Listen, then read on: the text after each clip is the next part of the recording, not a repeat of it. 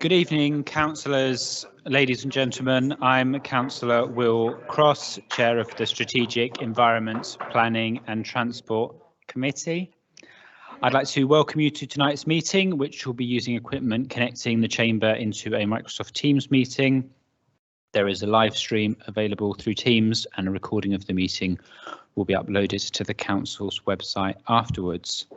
Apologies for absence I've received from Councillor Page and Councillor Jutani. Are there any other apologies? No. Declarations of interest. There are none. Item 2 is to confirm the minutes of the last meeting of this committee held on the 29th of June. Are they agreed? Item 3 is to receive the minutes from the traffic management subcommittees, and item 4 is to receive the minutes of the outside organisations listed on the agenda, and those are received. So we move to item 5. Yes, Councillor Moore. Thank you, Chair. In the minutes of the Joint Waste Disposal Board on the 15th of June 2023, it is noted that members of this board supported the instruction of WEEE banks across all 3 boroughs. The representative for Reading Borough Council for this board meeting was Councillor Rowland.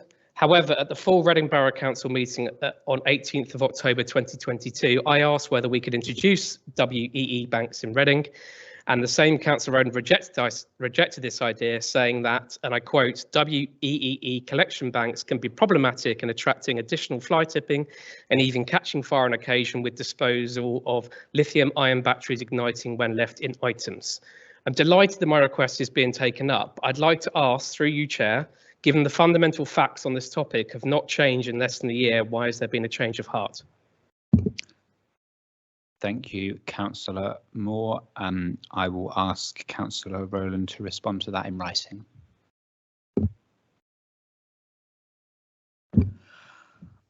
Okay, so as we've said, there are no petitions, so we move on to questions from members of the public, of which there are none, and Councillor's question from Councillor Singh. Thank you, Chair. Many people in Tilehurst have been requesting the restoration of bus route number 18, which travels via Kentwood Hill from Calcutta Sainsbury's to Reading Hospital.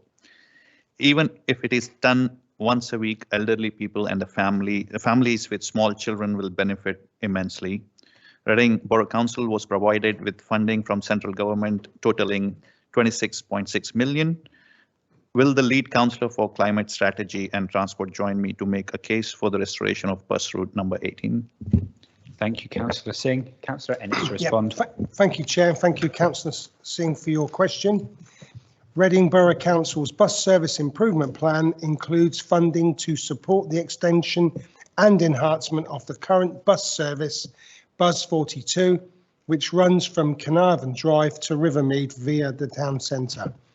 The Council is currently in the process of undertaking a procurement for the renewal of these services, within which an option has been included to extend Bus 42 to Tilehurst Triangle via Cow Lane Bridge, Portman Road, Oxford Road and Kentwood Hill, providing a link between Kentwood Hill and the town centre, whilst also providing additional connectivity to the new Rivermead Leisure Centre facilities, as well as the new school currently being built on Richfield Avenue. Subject to suitable bids being received and appropriate funding, the Council hopes to replace Bus 42 with a Route 18/18A. Route 18 will provide services between Carnarvon Drive and Tilehurst, whilst 18A would continue to operate the existing Bus 42 services from Carnarvon Drive to the town centre only. The short journeys will only operate Monday to Friday peaks, with the bulk of the service being through trips between Carnarvon Drive and Tilehurst. Subject to the above, it is hoped that a new Route 18 service could commence from April 2024 and in advance of the new school's first intake in September 2024.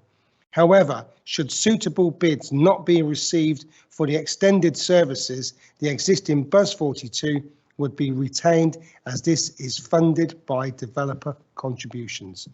With respect to connecting Tilehurst with Calcutta, this is currently served by regular bus route 15, and for access to the Royal Berkshire Hospital, there are frequent buses on services 3, 9, 19 from Reading Town Centre. Thank you, Councillor Ennis. Councillor Singh, would you like to ask a supplementary? No supplementary. Thank you. Thank you for your response, Councillor. Okay, so we now move on to item 7, Thames Water scrutiny, and I'd like to extend a welcome on behalf of the committee to Nikki Hines, Richard Aylard and James Bentley, who are attending from Thames Water, and they're going to be giving a presentation followed by a Q&A session from councillors.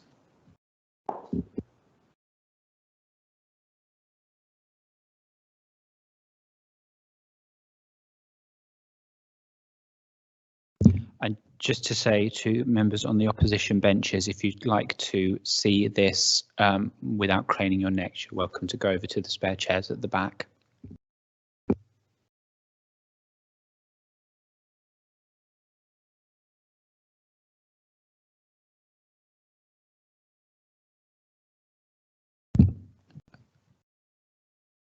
Okay, Thames Water, if you'd like to begin, and if you'd like to just let us know when you move on to the next slide, that would be helpful. Yeah, thank you. Thank you very much, Chair, and thank you for the invitation. It's good of you to have us here.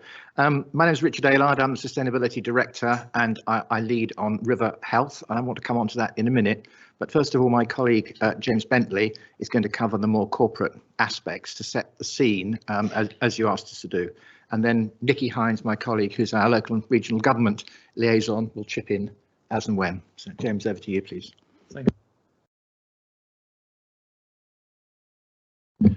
Thank you, councillors, for the opportunity to share with you this evening. I'll try and keep comments brief so that we've got enough time to cover questions later. There have been some changes at Thames Water, which, well, sorry, on the next slide, I should have said.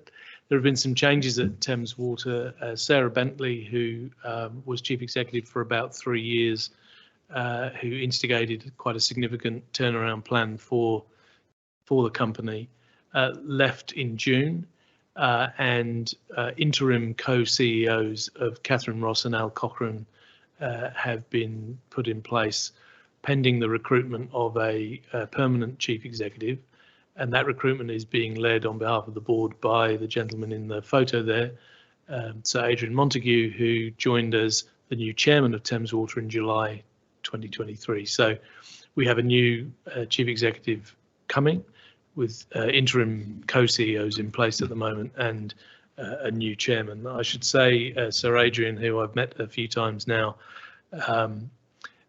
with a long pedigree in chairing and leading organisations, has quite a lot of knowledge in the water sector, having been chairman of Anglian Water for several years, a few years ago, and also has several other sort of utility related roles that he's fulfilled as chair in the past and indeed at the moment.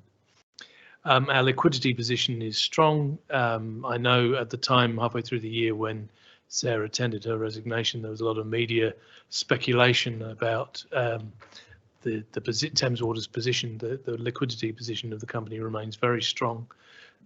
But it is clearly the case that there are financial challenges facing Thames Water, which is why our business plan submission, which was made to Ofwat just a few weeks ago, signals a very significant increase in investment that is required, because we're living with asset debt, which means that maintaining the service that our customers deserve is incredibly difficult.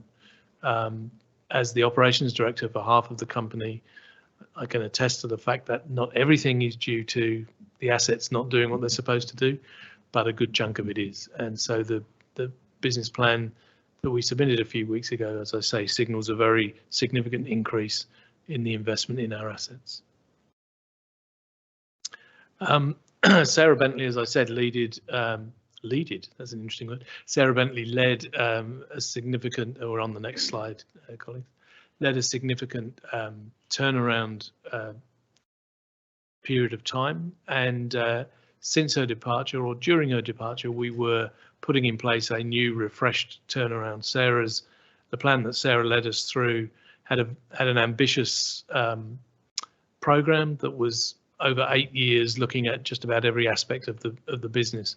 The board and the leadership of the company have decided since then that we need a more focused turnaround plan that will deliver more tangible events and improvements in a shorter period of time. So we've recently embarked on a 3-year turnaround plan, and the mission of that turnaround, if you like, is to build a Thames Water we can be proud of again. I quite like that wording. I first joined the company even longer ago than Richard did, I believe, in 1992, and I was with the company for 12 years before going and doing other things for 18 years, and I rejoined a year ago, and I kind of feel that sense of Thames Water's performance in the last quite large number of years, I would say, has not been what we as employees, what you as stakeholders, and as importantly as anything, what our customers expect of us. And we want to be proud of the company again, and we want you and we want our customers to feel that same sense of pride. And that will be underpinned by our purpose to deliver life's essential services, delivering a better service for our customers and a vital contribution in our communities and environment. There are 4 pillars to the turnaround: building foundational capabilities, improving operational performance, developing more resilience, and improving our financial efficiency. And underneath those 4 pillars, there are a number of objectives. In terms of foundational capabilities, we recognise that without the right leadership at all levels of the organisation and without the right processes in place, we can't deliver everything that we need to in terms of turnaround. Operationally, the first word that's there is incredibly important. To stabilise our operation and stabilise the performance of our assets is absolutely critical. We've been working really hard on maintaining our supply service to our customers with fewer interruptions, and when interruptions happen, making sure they are of the shortest duration. And things were looking really good until 10 days ago or so, when in Guildford we had a very significant supply interruption, and this was caused, the fundamental cause of the supply interruption was due to the storm which hit the power for one of the significant treatment areas for Guildford, and another water treatment plant in Guildford also, and we ended up without supply for a period of time as well. So the 2 main sources of water for Guildford, we were without for a long enough period of time. That means that something like 12 to 15,000 customers were without water, some of them for some days. This is completely unacceptable, and this is kind of what we mean by stabilising our assets. So we're working hard on doing everything we can operationally to minimise the likelihood of these kind of problems and also to minimise their impact. But the very significant investment that is signalled in the business plan that we've just submitted is absolutely essential to be able to ensure that the assets are much more stable going forward. Having said that, just having the stable assets isn't sufficient, and we're working hard on a number of areas of operational performance where we're looking to improve. The good news is that in several of these areas, very significant improvements have been made in the last year or 2, but there's a lot more work to be done. And then resilience, not unrelated to the kind of issue we talked about in Guildford just now, and financial efficiency. It is often levelled at Thames Water, and not just Thames Water, several water companies in England, that we have not invested sufficiently to ensure that the assets are able to do what they're supposed to do, and that the environmental and customer service performance is at the level we need it to be. We know that it's not. However, despite the fact that that label is often said, if you like, or that statement is often made that we, the water companies, haven't invested sufficiently, in this asset management plan period we're in, or the 5-year business plan period we're currently in, we have very significantly invested more than we are allowed to recover from our customers, very significantly. And our shareholders have put £500 million of fresh equity into the business, and the shareholders haven't had a dividend for 6 years. So the whole financial equation of the company is not yet where we need it to be. Clearly, the investment has not been sufficient to deliver the service and the improvements that are required. but nor have the shareholders had any return, and the shareholders have put fresh equity in, and we've spent a lot more than we're recovering from customers, and still it isn't enough. So a fix is needed. That fix is not only what we have included in our business plan in terms of the funding for investments we need to make, but also we internally need to become more efficient as a business as well. There are 6 key areas that, oh, I'm sorry, I forget that every time, don't I? I think because I'm pressing a button here, it should be automatically happening, so I apologise. So there are 6 key operational areas that we're focusing on for this turnaround. Clearly, these don't cover everything that's important in terms of the service we deliver, but these are the 6 that we are prioritising. And health and safety is number 1, and along with the health and safety of our employees, this includes the health and safety of the public, of our suppliers and contractors, and anyone that comes into contact with the service we provide or the sites and assets that we have responsibility for. Customer complaints, we have made significant progress over the last few years in reducing the number of customer complaints from a very high base, it has to be said, and the level we're at now is still too high, but very significant reductions have been made, and we have a number of actions in place on both the retail side of our business that deals with more of the billing related inquiries and the operational side of the business that deals with water and wastewater service complaints. Water quality, we're in a pretty good position year to date. The results for water quality risk for Thames Water are way better than they've been for a long time. And that's in part, or in great part, to do with the fact that we're rolling out a public health transformation plan that right across our business from all parts of the organisation. We've got the engineers, the scientists, the operators, the managers focused on the actions we need to take to improve water quality risk and risk management at the treatment sites where we produce the water, at the places where we abstract the water from the river and store it, the service reservoirs that store that treated water before it's supplied to customers. And as I say, water quality is significantly improved. I would say out of all of the 6 things that we're focusing on, this is the one that is closest to being in a turned around state, and others are at relatively different stages compared to that. Supply interruptions, we were, until the Guildford incident, we were at the best performance we've had for several years so far year to date. By year to date, I mean from the 1st of April. And in fact, what we work on supply interruptions is trying to avoid the big things like Guildford. And in the last few years, we have had several of those. But this year, this is the first one of those that has caused any significant supply interruption. But also working on the smaller things that happen between those big events so that the overall impact from a supply interruptions point of view has come down. We are reducing very significantly those smaller events. And as I say, this is the only large event that has caused us significant supply interruption this year, and that is somewhat of an improvement on recent years.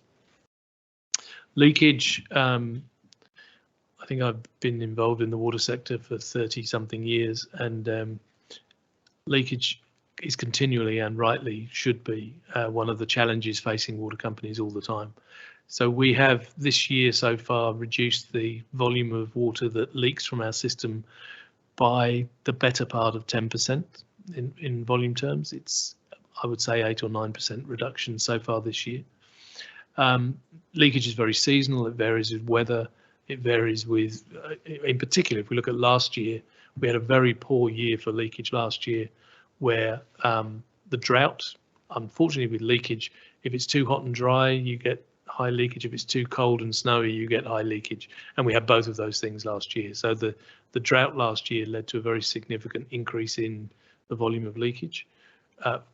By good judgment, I was going to say fortunately, but let's go stronger. By good judgment, we increased the amount of leakage work that we were doing and managed to curtail the rise in leakage, which is just as well that we did, because when the very big freeze-thaw event occurred in December, so when it freezes, it's the thaw following the freeze where the ground movement, the pipe movement is such that we get very significant increases in leakage. Had we not done what we did to respond to the summer, we would have been in supply difficulties with the amount of leakage that happened as a result of that freeze-thaw. So we've learnt from previous winters and previous freeze-thaw events. In fact, a review that was done by Ofwat of the performance of the sector actually recognised that we had learnt significantly from previous events. Having said that, we've still got a long way to go on leakage, and there's a lot more that needs to be done. And then finally, pollutions. So pollutions, if we've subdivided, if you like, our pollutions work into pollutions from the network and pollutions from the sewage treatment plants. We've installed, I think at the moment, Richard probably knows the number better than me, even though I'm the operator, but I think there's about 13,500 sewer depth monitors in place across our network. And what we need to do with those sewer depth monitors is, when we get alarms from those monitors, respond to them in the best way that we can to prevent rises in water levels in the waste network from becoming blockages that cause a problem, whether it's a flooding problem or a polluting problem. We have actually 4 months in a row this year met our performance commitment to Ofwat for the number of blockages that we have to remove because they're causing a problem. That may not sound like much 4 months in a row. Trust me, on our past performance, that is almost miraculous. And that is not totally, but in some degree been brought about by us learning how to respond to the alarms that we get from these thousands of monitors that are telling us what's happening to water levels in our wastewater network. Getting out there early enough, going to the right ones, the ones that are most likely to cause a problem. We are proactively removing 400 to 500 blockages a month that, if we didn't remove them, would ultimately end up being the kind of blockage that leads to a polluting event and so on. The other half of the pollutions problem, or the other type of pollution problem, is the pollution that occurs from our sewage treatment plants. Those have been going against us in the recent period, and there's a whole host of reasons for that. But our work now on pollutions, where overall we've been holding steady in networks, we've been reducing quite significantly, and now we've got the focus on turning around the performance of our sewage treatment plants in terms of pollution.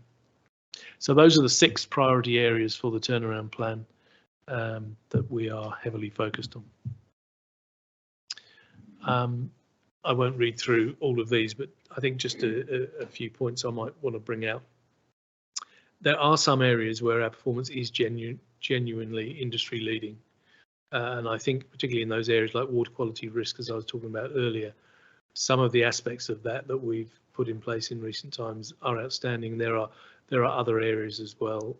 In the 52 performance commitments that we have with Ofwat, there are a number of areas that are really performing very well. But as I have drawn out in the 6 priorities that we've just been talking about, there are other areas that we really need to make rapid improvement in. That improvement is not just related to investing more capital, although that is a big chunk of it.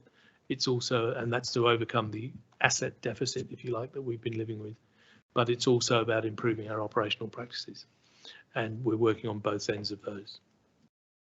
I think the final point on there is an important one. Even with a very significant increase in investment, if Ofwat agrees to our business plan, which will kick in from 2025, even if there is that very significant increase in investment, everything is not going to get fixed in a small number of years or in one business plan period. But we have to make a step change in the rate of investment, and we have to make a step change, as we are doing, in our ability to operate our assets in the best way that we can.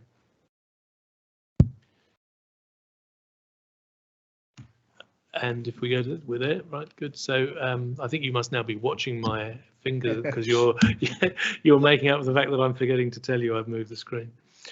So I mean, the size of investment we're talking about for the next 5-year period in total is £18.7 billion across that period from 2025 to 2030. Of course, that's what our business plan calls for.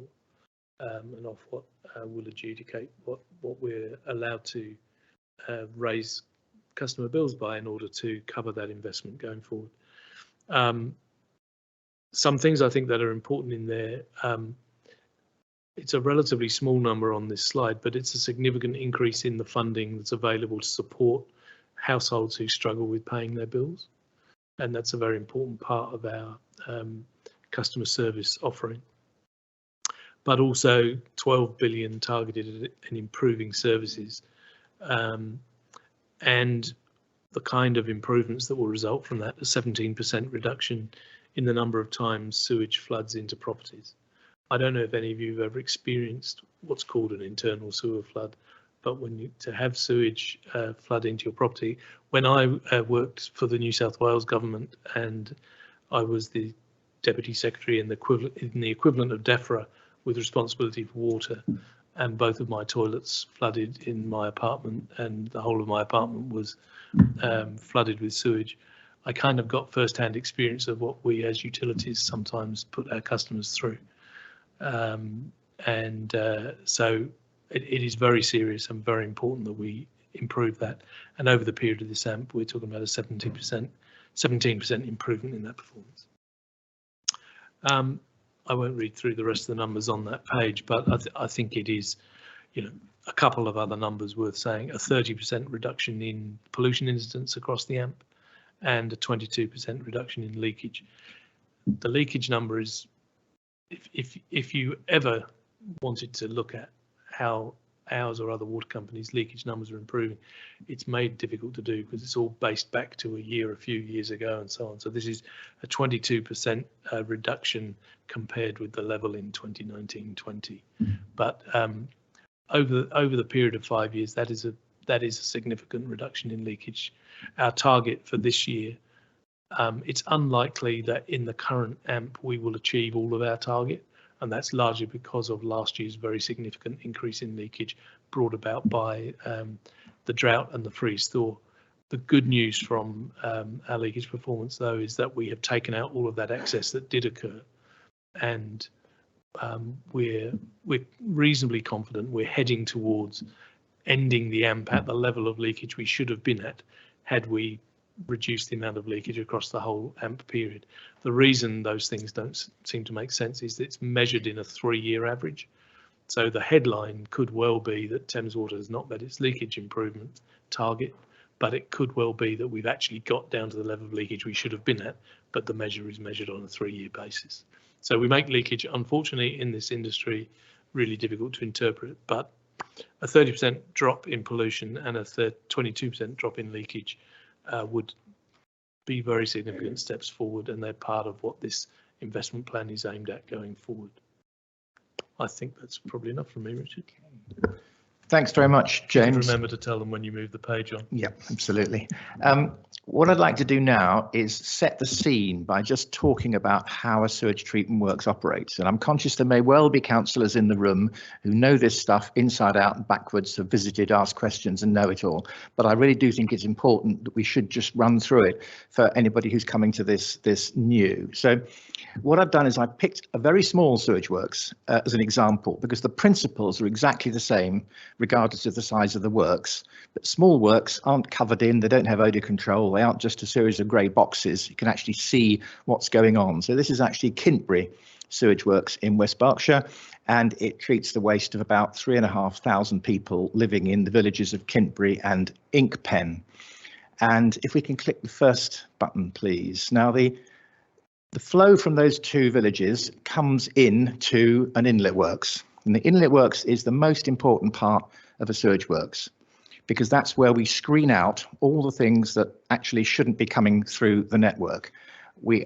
It's only actually designed to cope with the 3 Ps, pee, poo and paper. But we know that our customers, bless them, send us things that they probably shouldn't, like wet wipes. But then we also get nappies, we get pairs of tights, we get sanitary products, we get condoms, we get all sorts of flushable toothbrushes and things that arrive, and they have to be screened out. Because if they get into the sewage works, it basically clogs up. And one of the things about a sewage works is it's 24/7 infrastructure. You can shut the M4, you can shut Heathrow Airport, but you can't shut a sewage works. It has to be going the whole time. So it's really important that we screen out the bits that we don't want, and they get taken off. Currently, they have to go to landfill because it's a mixed of various materials.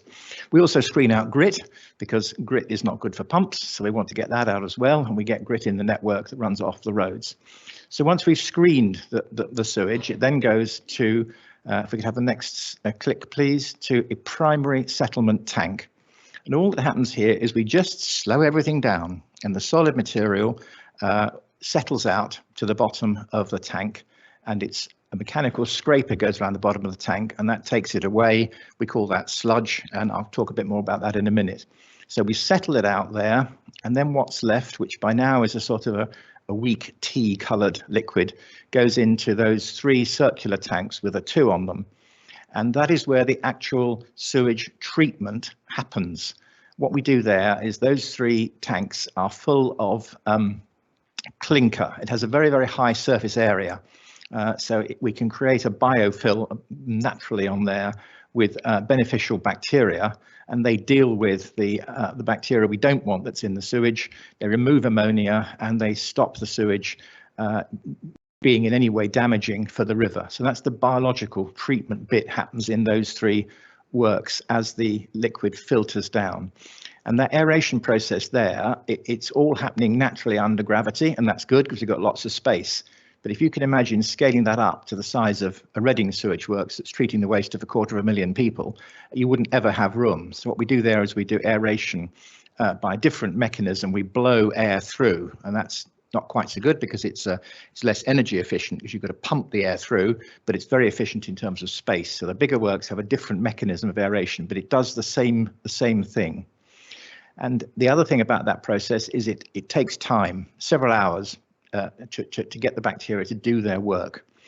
And from those tanks, the 3 all join together and they go into, if we could click again, please, a final settlement tank. And what we do there is we just, again, slow everything down and we settle out the very fine particles, almost sort of talcum powder consistency that are left in the sewage. And they also sink to the bottom and they're scraped off and they're mixed with the other sludge that we created earlier. And from there, what's left is now of a good quality to go into the river. If we can click again at number 4. And then all of the sludge goes to another tank, which is number 5. Click again. And the sludge from the 2 settlement processes is collected on a regular basis by tanker. And it's taken to one of our big sludge processing centres where we do various things with it, ending up with anaerobic digestion. And we generate lots of energy. We get 20% of our total energy is generated in that way. So that's really important in keeping bills down. And then what's left goes out to farmland and is used as a soil conditioner. And that process will run pretty well continuously with no problems at all. But you guessed there was a but, didn't you? When we have had a lot of extra rain, the flow arriving at the works increases rapidly. And you can't just push all that flow through the works. If you do, it will be like putting the Sunday joint in the oven for half an hour expecting it to be cooked. It's just not done. So what we have is we have an overflow mechanism. It's automatic. It's exactly like the overflow in a sink or a bath. If the flow gets to the point where it's about to go over the top onto the floor, it actually goes down a pipe. In this case, it goes into those 2 storm tanks. We fill one and then we fill the other. And that is basically, that's a parking area for sewage. And the extra flow sits in the storm tanks until the incoming flow drops down, and then pumps kick in automatically. It goes back to the inlet works and it's treated. And again, that process can happen on a regular basis without there being any problem at all. It's the way it's designed. But again, there's a problem because if you have got the works at full capacity and the storm tanks full, and you've still got the inlet works producing more sewage, it's got to go somewhere. And that's the point at which, very regrettably, the site has a permit which says, well, if you're treating your full amount and your storm tanks are full, then you can discharge to the river at point 4 via what's called a storm discharge. Now, the point to recognise there is that sewage has been through the inlet works, so it's been screened, and it's been settled in the storm tanks. So quite a lot of the solid material will have settled out, but it won't have had biological treatment. We don't think this is acceptable, and we are working very hard to reduce the incidence of those storm discharges. But I want to talk a little bit about what we can do about it. So if we could go on to the next slide, please. Basically, there's 3 things we can do. We can, first of all, deal with the problem at source. And of course, that's the right way to deal with it if we can, to stop this extra rain getting into the sewer network.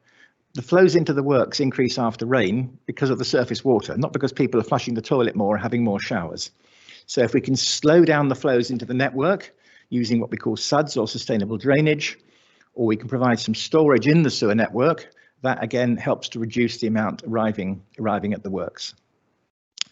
It's not easy to do because it isn't easy to find where the rain is getting in, and a typical even medium-sized sewage works will have a couple of 100 miles of sewers feeding to it. So we look very hard to find infiltration, and we get it down where we can. The other thing we can do is make the sewage works bigger, treat more flow. And that sounds like an obvious thing to do. But bear in mind, this is a biological process. You can't just switch on an extra lane and switch it off again. It has to have time for the bugs to get working and in order to be efficient. And really having too big a sewage works is actually not a good thing to do. It would be like me buying a minibus to drive myself to the station every day on the grounds that once a month I was going to bring some friends home for a party. It's just bigger than you need. The other thing you can do is you can make the storm tanks bigger. And again, that sounds like an obvious thing to do. And if you're just dealing with an occasional summer thunderstorm or a very wet weekend, then more storm tanks is absolutely fine. But if the flow coming in is consistently more than the works can treat, you just keep filling more and more storm tanks. And storm tanks are very easy to fill. They're very difficult to get empty because you've got to have the spare treatment capacity in order to pump it back to the works. So really, you've got to increase your capacity and your treatment capacity and your storm tank capacity hand in hand. So those are the three things we can get storm discharges down. And there are pros and cons of each option. And really, it's down to local factors. Some areas suffer more from infiltration, particularly if we think there's more growth coming, then obviously we will be investing in a bigger sewage treatment works. And sometimes when we do the calculations, it does make sense to have bigger storm tanks, particularly at some of the smaller works. So those are the things that we are actively building into the business plan that James was talking about, so that we get the number of discharges right down as quickly as we can.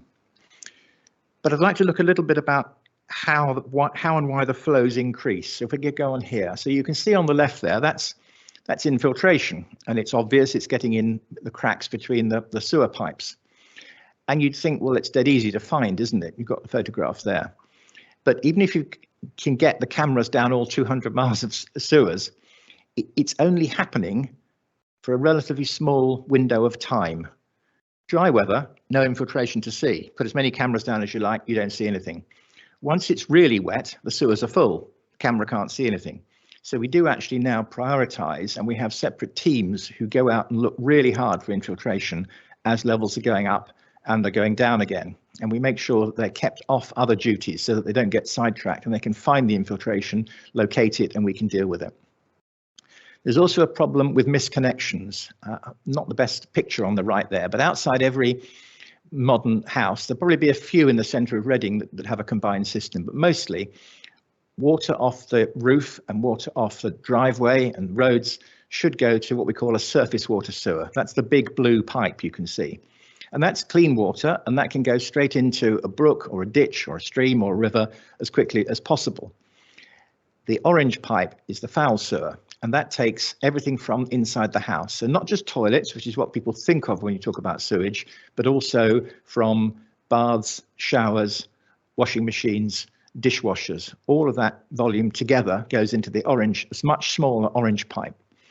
But if you've got a misconnection and you've got the blue surface water that should be going into the blue pipe, going into the orange pipe, it very quickly takes up your capacity. And that's when either the system overflows or you get more arriving at the works than you can treat. So we have to look and try and find misconnections. New houses now are built quite well. We don't find too many misconnections there, but where people have done extensions, where they've divided up big old houses, where there's been some relatively cheap DIY or even, dare I say it, some dodgy plumbing, we do find misconnections and we have to deal with those.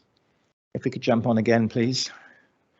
We also get water coming into the sewers from the top. If you look at that on the left, that's a manhole cover, very obviously. But if you look at the sides, they've got little rectangular slots. And yes, that's where you put your lever in to lift it up. But they have another function, which is they allow the sewers to breathe.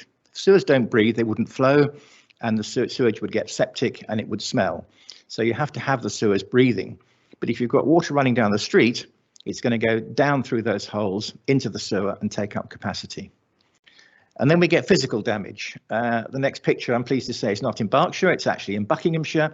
There's a council who put in some new electric charging points in the marketplace, and they went straight through the pipe. As it happens, we were doing a survey to find out what was going on, and we found that. But if we hadn't had that survey going on, that could have been going for years, putting what's just clean groundwater, you can see how clean it is, into the sewer and buying up capacity.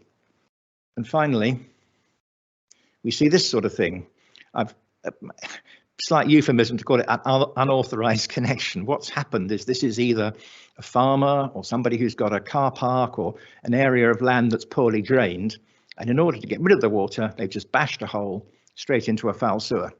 And then they've covered it all up. And we won't know about that until we start finding more water than we expect arriving at a pumping station, or we do a CCTV survey and we find it, and then we have to go through and fix it. So that's quite a big job. And that's really why those flows increase, and it's the kind of thing that we're looking at with our network teams the whole time, and the depth monitors that James talked about are an important part of that, because they certainly show us where there's a blockage starting to form. But in terms of these discharges, having said they're unacceptable, it's also, we think, really important that everyone should know when they're happening. So we published this interactive map. We're the first water company to do this. It started from the 1st of January this year, and each of those dots, many of you I hope will have seen this, is one of our permitted discharge points. So one of those will be Reading Sewage Treatment Works, there'll be Mortimer, there'll be Blake's Lock, they're all on there.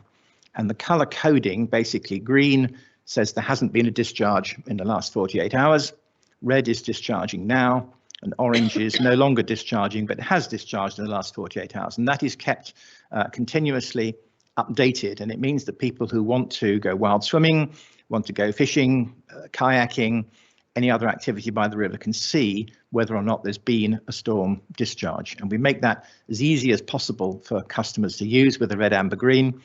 And also, when you click on each of those dots, you can have access to an extra slide which tells you what plans we've got in broad terms for improving the situation at that location.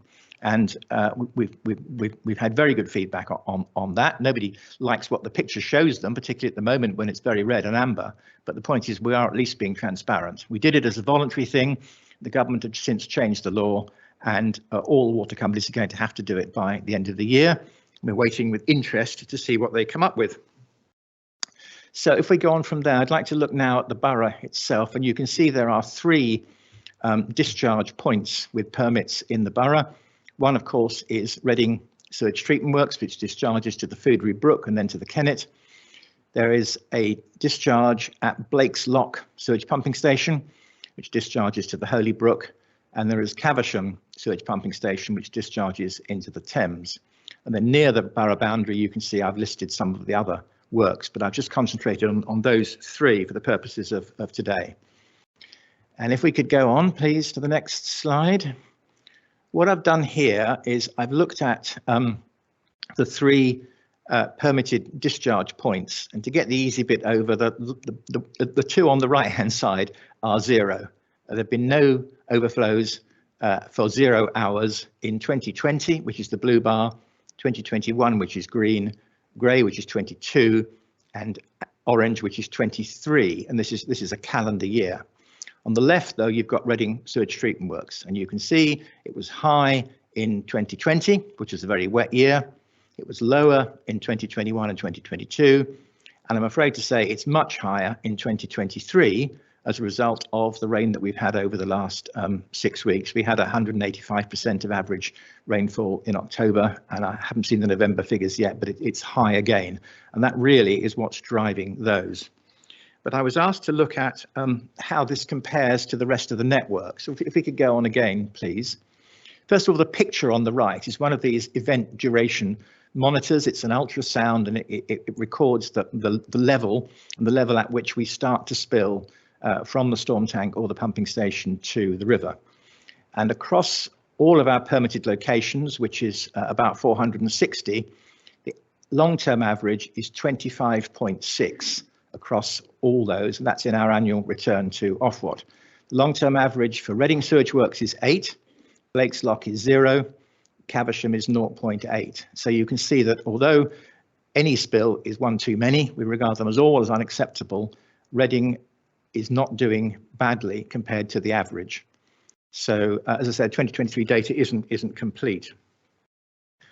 But what we have to do is we have to get down to the government target that no discharge should spill more than 10 times a year on average by 2050. So if we could have the next slide, please.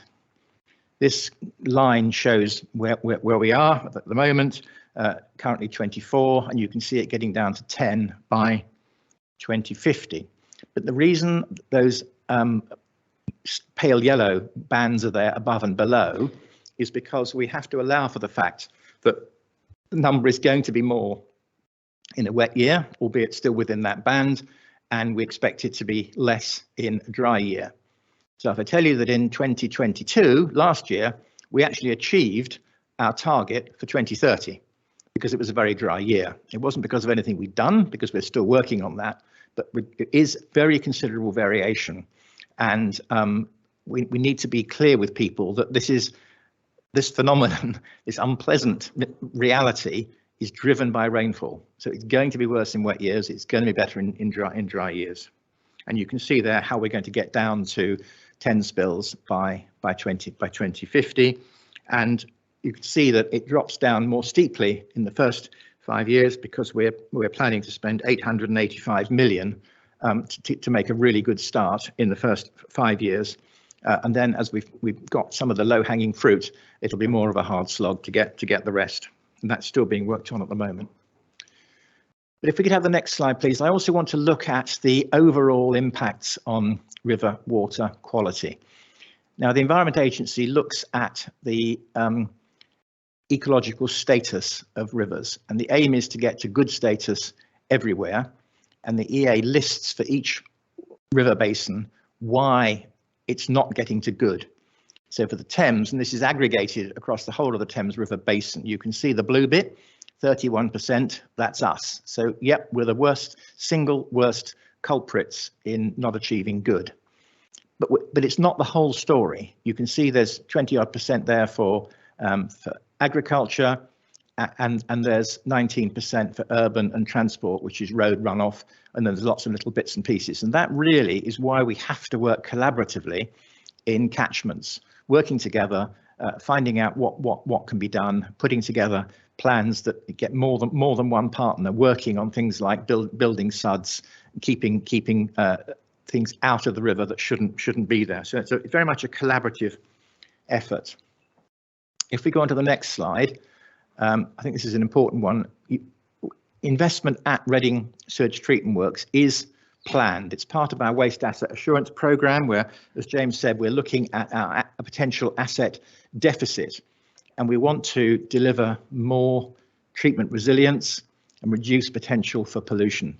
So that work is planned, and we expect it to start at the beginning of the next regulatory period and be complete by the end of 2027. We're still working out on the design, but the outcomes we've set the design team are improved treatment of incoming flows, more reliable energy production, which is what those great big grey eggs do, reduced odour, and improved pollution resilience. So there's all things that we want to achieve, you want us to achieve. It's in the plan, will be in the next plan, and the design is being done as we speak. So if we then move on, James explained the difference between the sewage treatment works and the network. So now we're going on to planned sewer maintenance. And what I've got here is this is a map of the sewers in the area. And the green bits are the sewers that we have surveyed and cleaned this year. And then the yellow, the blue and the purple are areas that we are starting to identify as needing to be done in future years. And in terms of how we identify those areas, it's a combination of things. It's partly the knowledge of the network team, many of whom have worked in this area for 15, 20 or more years. So they know which areas need looking at on the basis of experience. But we also use the sewer depth monitors that James talked about, what they're telling us about where the sewer levels might be higher than they need to be. We look at where we've had incidents. We look at the age of the pipes, and we try and do some artificial intelligence assessment to work out which areas we really need to concentrate on. So what happens there is that as we go around and survey the sewers and clean them, if we find something that is clearly very badly wrong, like that spike that I showed you that had gone straight through a sewer, we'll get a team out there and they'll fix it, probably within a matter of weeks, if not days. If there's something that doesn't look right and people can't quite work out exactly what's wrong, then we'll plan an investigation. We'll get a crew out there and we'll dig down and we'll have a good poke around. And then there's other areas where we just need to do clear out tree roots or do enhanced cleaning. But there's a rolling program that makes sure that we get round everything. And the other thing is we learn from this, so that if we look at how often we find that a particular sewer needs cleaning, and then we can put it onto a planned maintenance routine such that it will get cleaned either every year, in some cases every 6 months, and even every 3 months, so that we're not waiting for things to go wrong. Having said that, there will always be things that we can't predict. And if I want to just talk about one of them, which was the Church Street incident, which I know you wanted me to look into. What happened there was we had 2 internal floodings to a business, and when we looked at it, our network in that area wasn't mapped. And you think, well, how could our network be not mapped? Well, it's because nobody has ever mapped it. And when we got the information from local authorities, when we took this over from them 15, 20 years ago, some of these areas on the map were grey. And without digging down, it's actually quite difficult to find things. So what we had to do was work backwards from the bits that we did know existed, and we found something called a Buchan trap collapsed. And a Buchan trap is a piece of Victorian engineering. It works a bit like a U-bend. It's a sort of a siphon type device, and it was intended to stop gases flowing through the sewer. But they are made of earthenware, they're very old, and sometimes they collapse. So to repair it, we had to excavate the main sewer right back to the road. And then the main sewer didn't collapse, and we found the issue located in a connection leading to one property. And we kept everyone informed of what was going on. We placed traffic management on Church Street and had a diversion route to make sure vehicles could make their way around the site. Unfortunately, one HGV, which was carrying a barge, so quite a big HGV, managed to miss the diversion signs, and it turned up at the site. And we couldn't let it go through because we had excavations underground, and something of that size could have caused a big collapse in a sinkhole. So we had a real problem trying to get the vehicle out again, and we had to call the police. But that's the kind of thing that can happen. I'm afraid we wish it didn't, but those are the sort of situations that we sometimes get into. The other thing is, if we go on to the next slide, we do really encourage, I mentioned wet wipes earlier, and they're a problem at sewage works, but they're also a problem in the network because they build up. If you get snag around a tree root or just an accumulation of them, once the wet wipes are there, they then start to trap particles of fat. That then starts to trap more particles, and very quickly you've built your own mini fatberg. And of course, that then causes a blockage, and that means the sewage is going to come out somewhere. It may come out somewhere relatively benign onto a field or a roadside, though even that's not good. Or it can come out into somebody's basement, house, school playground, all sort of places we don't want it. So we really work very hard. And where we find that we've got what we call sewer abuse, which is disposal of things improperly. And I'm afraid we do find families who think it's good to flush nappies, if you can imagine that. And we go back and we say, please don't do this. And we show them what we found from outside their house, and some of them keep doing it. So we do, when we find an area, we do put leaflets out and encourage customers to put things in the bin. We explain to them as kindly in a friendly way as we can. We show them photographs of what's come out of the drains and why it's a problem. And we also have a team who go around food service establishments, helping them to fit fat traps and explaining why fats, oils and greases shouldn't be going into the sewer system. And that's a rolling program of in-person visits, because it's the fast food establishments that use the most fat, and they're also ones who have a very high turnover of staff, many of whom don't have English as their first language. So we have multilingual leaflets and explanations, and it's just a rolling program of visiting and explaining and cajoling and persuading people not to do things that are going to block the sewers. Then if we go on to sewer flooding, horrible experience. James has been flooded. I've been flooded. And we have a leaflet now, which we can give you a link to. It's on our website. And this really talks through in very clear, simple language what to do if somebody's home is flooded, what we can do to clean up, why it happens, and who else to go. And there's a bit about extra resources. So we do make as much information as possible available to customers, so that as soon as they've had a flood, we can give them the basic information they need. And I know from my own experience, I think I'm quite resilient. I was in the Navy for a few years. I was absolutely shocked to be flooded 18 inches deep in my house, and it takes a while to get used to the idea. So if we go on to another question, I was asked about liaison with the council, and I think we have to put our hands up here and say that due to turnover of staff, we haven't been liaising with the council as well as we should have done. It was something that you, Chair, and others brought up when we had our pre-meet, and we have now made contact. You can see at the bottom there, regular meetings re-established between Mark Wheatley and Jack Fuller in our team with the council team. And I think there's a meeting organised coming up soon. Everybody's obviously been very busy with the wet weather, but we will make that a regular meeting so that we get back to having the kind of liaison that we need. We've also been able to hand over what we call the professional partners line number, and this is the one that local authorities officers can have get through to us quickly, and that also means that, of course, we can contact you in an emergency, and if we do have an incident, we will give you the incident manager's line so that you can get straight through to whoever is running our equivalent of Gold Command in our Waste Operations Centre. And finally, we also have a Highways Authority number, again, a 24-hour number that avoids the call centre, so we can you can get straight through to us to say there's a problem somewhere, what's going on. And we're encouraging that process as well, because we know how infuriating it is when street works go wrong. In terms of reporting problems, we have obviously our call centre. If we go on to the next slide, please. But we're also making a big push on online reporting.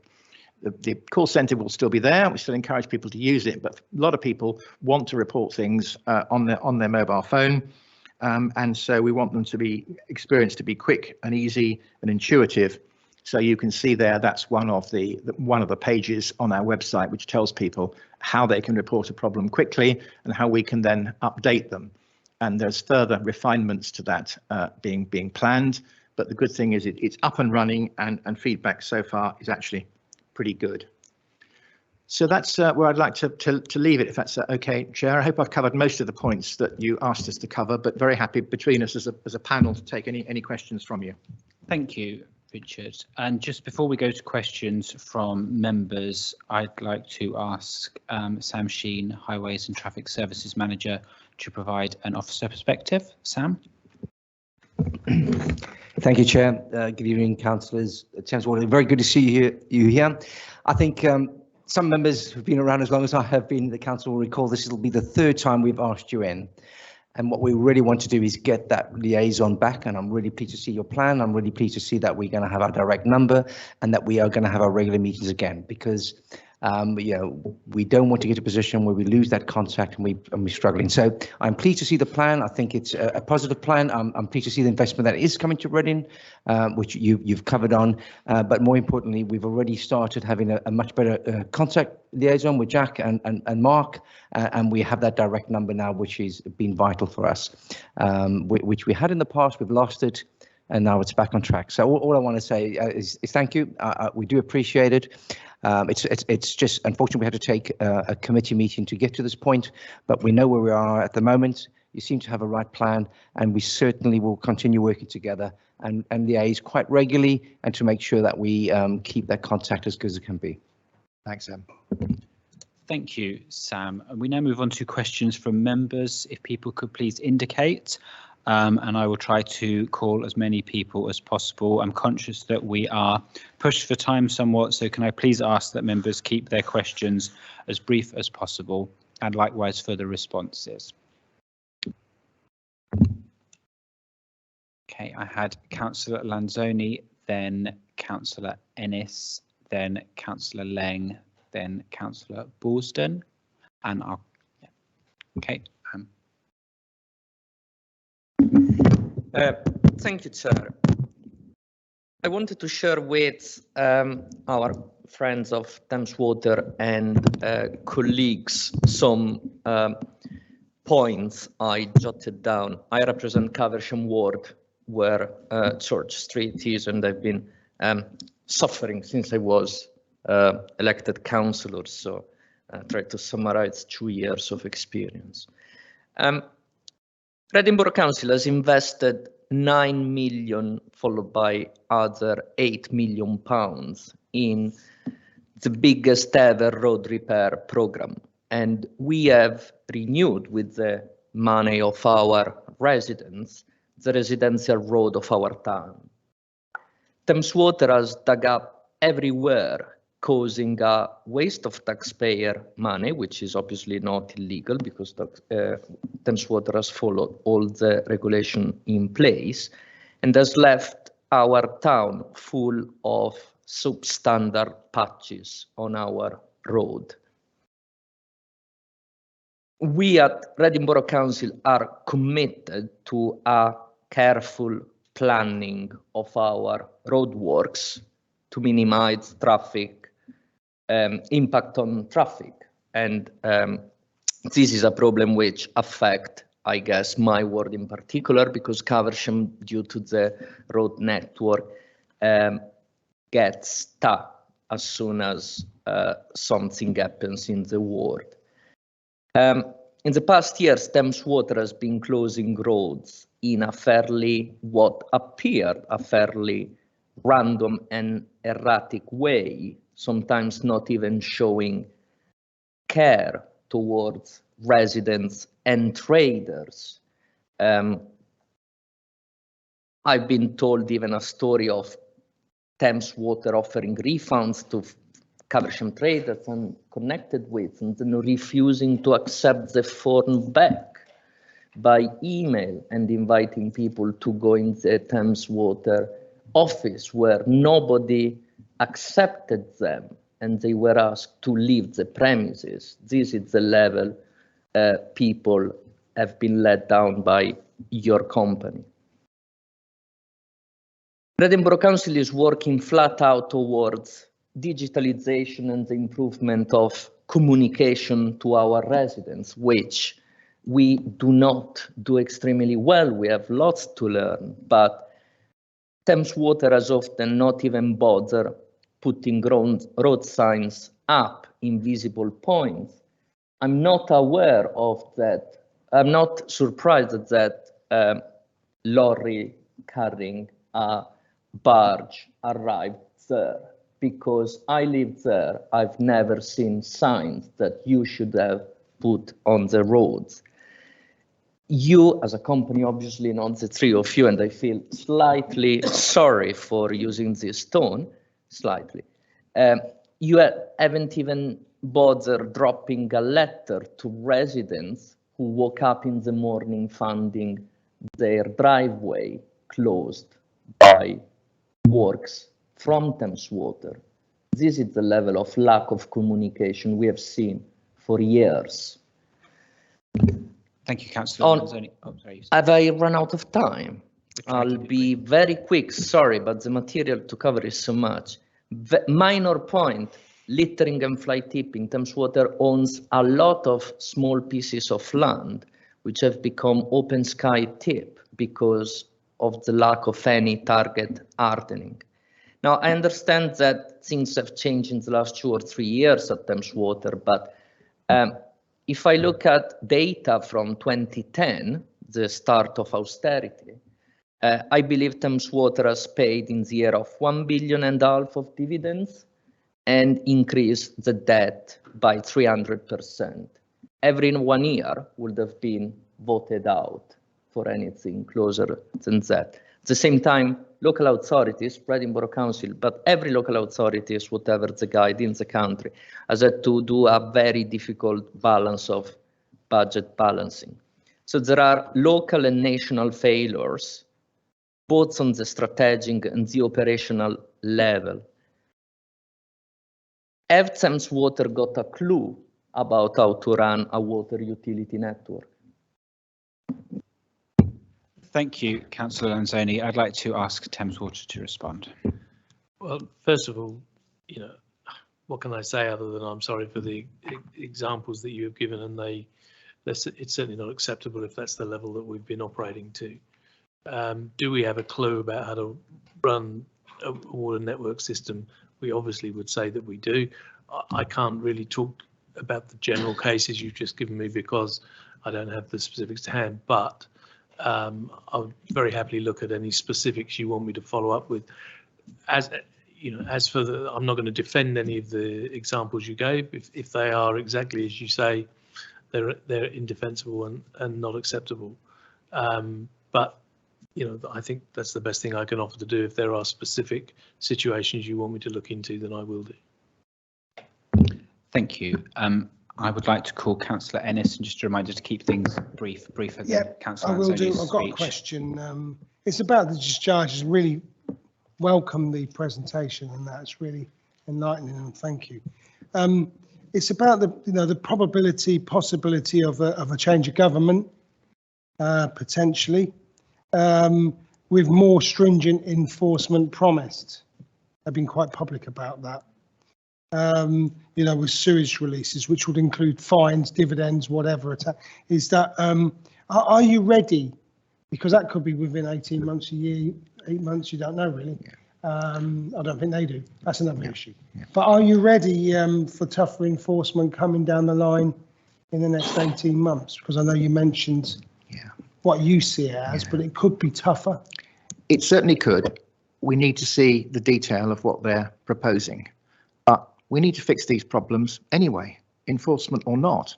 We don't need somebody with a big stick standing over us say we're going to fine you 10 times as much as you would otherwise have been fined. We need to get this stuff done, and that's why the business plan is making plans to make a real dent in the asset health deficit that we've got. Now, what they would actually fine us for and how that would work, we have to wait and see, and it may affect the priorities that we give to some things. I mean, if they say that certain discharges have to be 5 a year, not 10 a year, well, then we might have to change the priority of some of the things in the programme. But ultimately, a sewage works that spills untreated sewage is unacceptable. It doesn't matter who the government is or what the law is. We've got to get it fixed for our customers. I mean, it's unacceptable to us. We don't want to operate a system that works like that. And it is actually just a question of getting the long-term plan, getting the priorities right. There are works that we're improving right now because some of them are discharging 20 or 30 times a year. Reading at 8, well, it's not going to be till 2027, but we think that's a rational decision and we'll keep that under review. But if the law changes, then we'll have to comply with it. Thank you. Councillor Mickey Lang. Thank you, Chair, and thank you, James, Richard and Nicky for coming in. Also noted that you said you served in the Navy, so I thank you for your service as well. It's just a quickie, well, it's not a quickie actually, it's probably roll on a little bit, but I'm conscious of time with Councillor Lanzoni's rather sort of like long question, but a very good one at that. So I'm asking this on behalf of my ward colleague, Councillor Eden, but I'm not Councillor Eden in more ways than one, and I'm more old school Labour, more your Morris Glassman. I'd bring the water board back if I had my way. So anyway, this is where we are on the politics of it. You got rid of Theresa Coffey, and now you've got Kofi, whatever her name is. You've got Steve Barclay, and he was a tough cookie at the NHS. So I think he'll give you a run for your money in the sort of like year he's probably got left in government. Anyway, so here we go. As Whitley Ward councillors, we are fortunate to have the Kennet in our ward, and we're also the ward councillor, the ward which contains Reading sewage treatment works. I welcome the investment into the sewage treatment works, by the way. We have been supporting our residents, with a number of issues which impact them, most notably the increased smell caused by the faults at your facility. After a lot of efforts by our residents, pressures, writing emails, contacting people, including their councillors, MPs and such like, I think fair play to Reading West MP Alex Sharma has also been very helpful. I've been CC'd on endless emails, and the involvement of the council's environmental health team. We are pleased that Thames Water did finally make the necessary maintenance works, but please could you explain to the committee and reassure residents who may be listening how you will make sure the situation will not rise again? Can you also explain what necessary steps you are taking to stop using the Foundry Brook, which flows into the Kennet and other sites in the wider Reading area as a discharge point for the sewage? On a more brighter note, I did read that the record cocaine levels floating into the Thames probably don't make the fish high. So there's a little bit of good news for you. Well, I'm a fisherman as well, so I care about the Kennet as well as your residents do. And if I could start off with the first point about the discharges to the Foudry Brook. The sewage works has to discharge the water that we've treated from 250,000 people. And the permit for that site says it must be discharged to the Foudry Brook. In theory, we could put it in a pipeline and take it somewhere else, but it has to go into the Foudry Brook. But the treated effluent that comes out of that works is really good quality, and it is continuously monitored, and Environment Agency set the standards for it. I think probably what's causing the concern is the untreated discharges, which happen on average, as I showed from the slide, 8 times a year. We want to get that down, and that's what the investment that's coming will help to do, because it is quite a small brook and it is taking the waste of a lot of people. But the treated effluent shouldn't be causing any problem. In terms of the odour problems, I've been putting quite a lot of pressure on colleagues on this, and it doesn't look as though there was a single root cause or a single issue, but a lot of work has been done. So we've overhauled all of the installed odour equipment. We've replaced some of the big pipes. We've just approved £1 million to replace 2 more. We have been looking at the fact that the site started to receive CESS imports in 2021. Now, CESS is where people who are not connected to our network have private septic tanks, and of course they have to be emptied. Once they've been emptied into a tanker, that tanker has to empty itself somewhere. And all of our bigger sewage works take CESS imports. But the CESS tanker drivers, when they arrive and start putting it into our network, aren't always as neat and tidy as they might be. And of course, if it slops over the side or comes out of a tank somewhere, then that can cause quite a lot of odour. So we're a lot of effort in making sure that the tanker drivers who bring the CESS discharge it correctly to our tanks, and we're also much more careful about the housekeeping, so that it is a problem, we get it cleaned up quickly. We also have a temporary centrifuge that we need to use sometimes when we have extra amounts of sludge, and we're trying to make sure that that is as odour free as possible. And we've been very pleased to have the EHO at the site several times. There was a visit planned recently, had to be cancelled because of Storm Ciarán, but we'll get that going again. But I think the most important thing is that if there are odour problems at the site, please let us know, and please let us know as soon as possible. And this is a general point, that if you're not happy with street works, or you're not happy with odour, or you see a pollution, please tell us about it straight away. Use the report online if you can, because I think the bane of all our lives is people saying, well, it was about a month ago and it was in this sort of an area and it was about 9 o'clock at night, and we can't do anything with that, or very little. But if you tell us it's happening now, it happened yesterday, give us a 3 words or a postcode, then we can get somebody out there.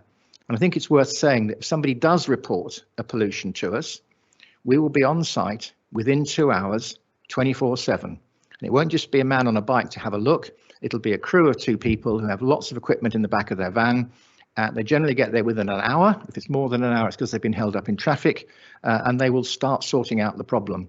So, and then they'll give whoever has reported it an update. It's really important we get those quick reports, and then we can get on scene quickly. James, if you wanted to add anything to any of that? No. Thank you. Councillor Ballston. Thank you, Chair.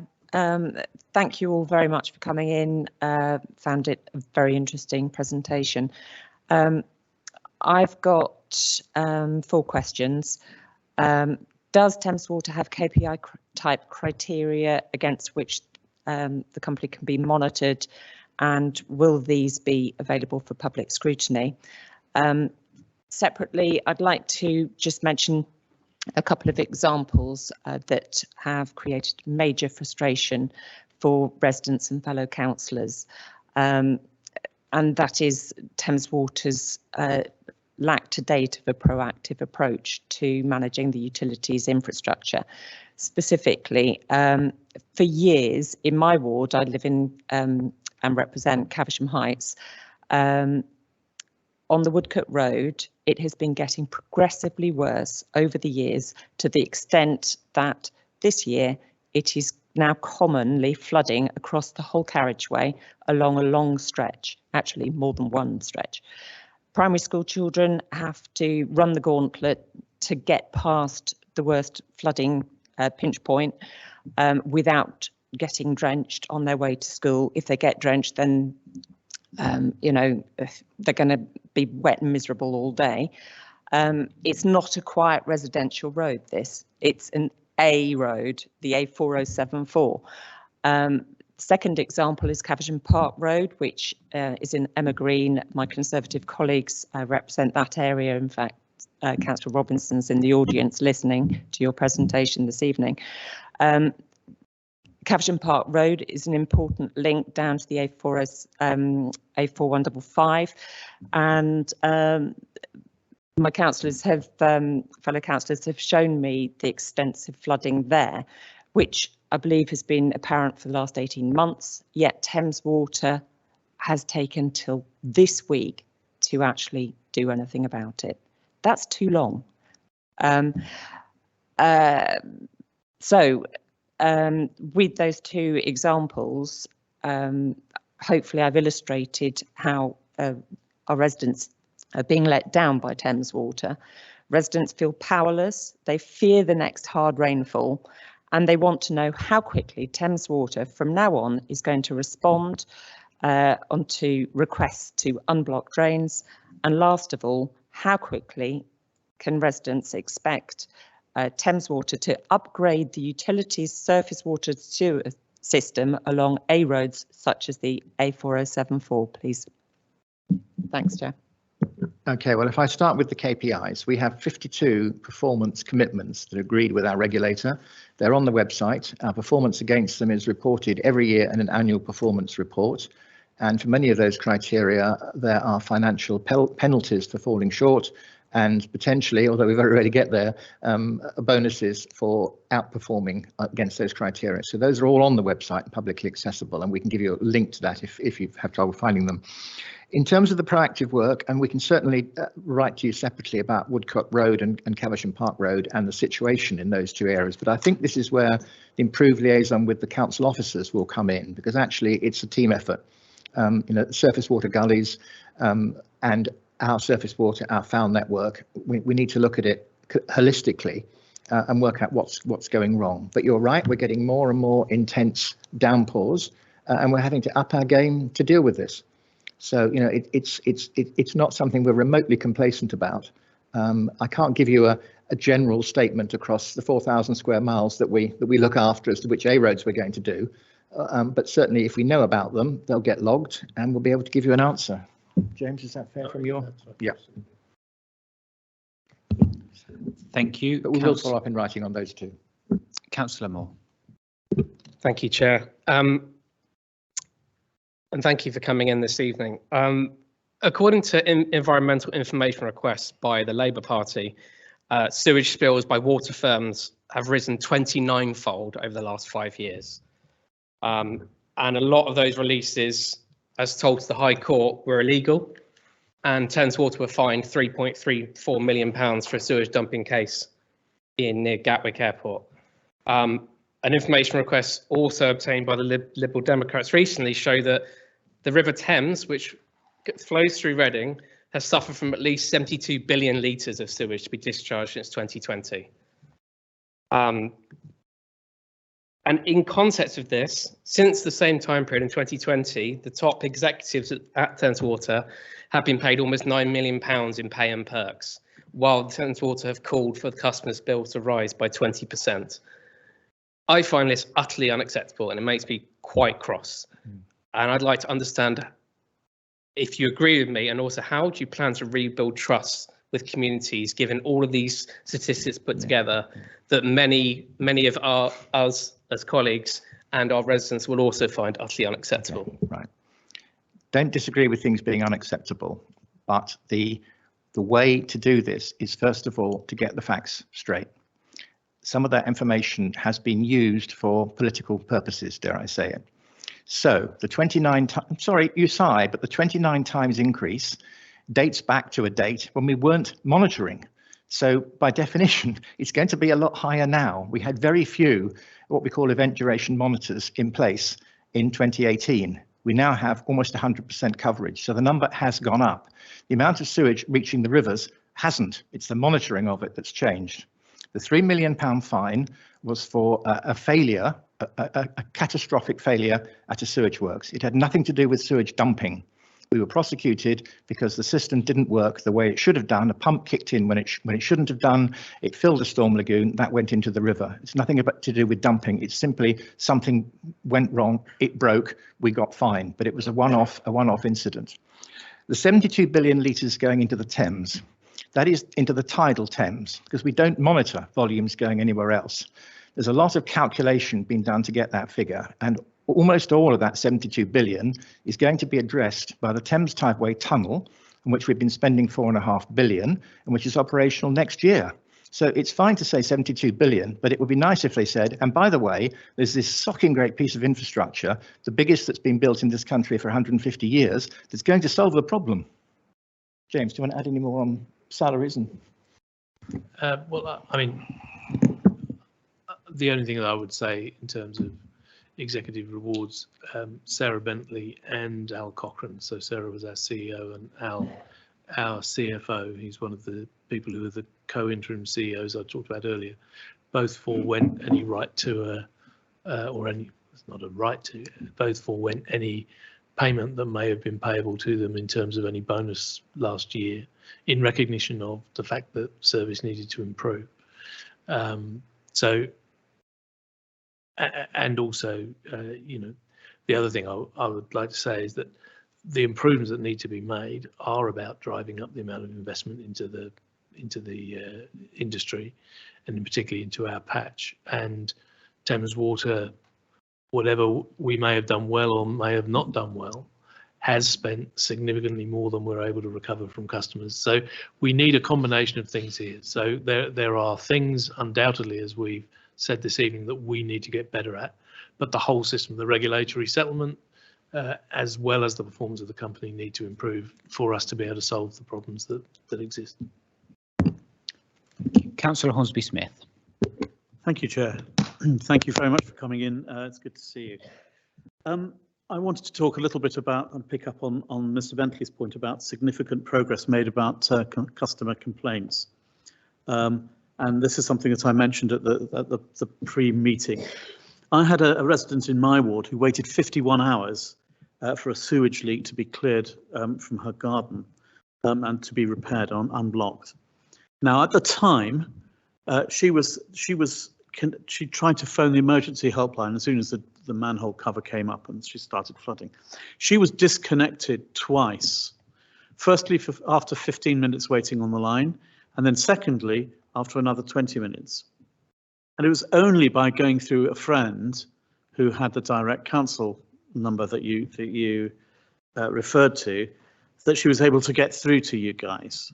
So she wasn't able to get through. When she did manage to get through and was able to discuss the issue with somebody, she was told a specific time that an engineer would come. He didn't come, she didn't come. For a number of reasons, and she kept on being told different times. So her experience was particularly bad and unfortunate. Now, at the time, the general case is this. At the time, we had a meeting with officers to discuss the issues that arose out of that particularly very unpleasant case. And incidentally, I will mention that she was subsequently hospitalized with a liver infection, which was probably caused from a fecal bacteria thing. I can't prove that, and neither can she, I don't think, but that was the reality. And she lost her job. And she was told that she had to, if she wanted to clean up her garden, that she'd have to go through her home insurance. It was a shocking case. Now, the one thing that we asked for was that the emergency helpline should be upgraded. Now, you have talked a little bit about some of the major infrastructure projects which you're undertaking, and that's fine. That's really, really good news. But what I would like to know is the request that we made 7 or 8 months ago, that your emergency helpline had a queuing system so that people knew you are number 6 in the queue, you are number 4 in the queue, etc., etc. We asked for that to be upgraded, and that message was put across clear. Has it been upgraded, and is that the experience now? That's my first question. The second question is a slightly different topic, which is about the maintenance of when you have, obviously emergency repairs that you have to do. Quite understand that you have to do those on roads and things. But sometimes the diversions that are set up are not reinforced. So the example I give is on the Shinfield Road, where there was a series of roadworks, and people coming into town were diverted from the Shinfield Road left to go down towards Northumberland Avenue, and then they were abandoned. So there didn't seem to me to be any sort of serious thought gone into how do we set this up, how do we monitor this, how do we make sure that people's journeys into town, they're not just turn left and clear off. And I wanted to know what supervision arrangements you have to ensure that your subcontractors, when they go on and they do this emergency work, set up proper diversions, and that the public can be reassured that they're not going to be just told to clear off, basically. Thank you. I'll let James talk in a minute about the highways issue, if that's okay. But in terms of the customer, and it's an appalling case, and as you know from the conversations we've had, we do take it very seriously.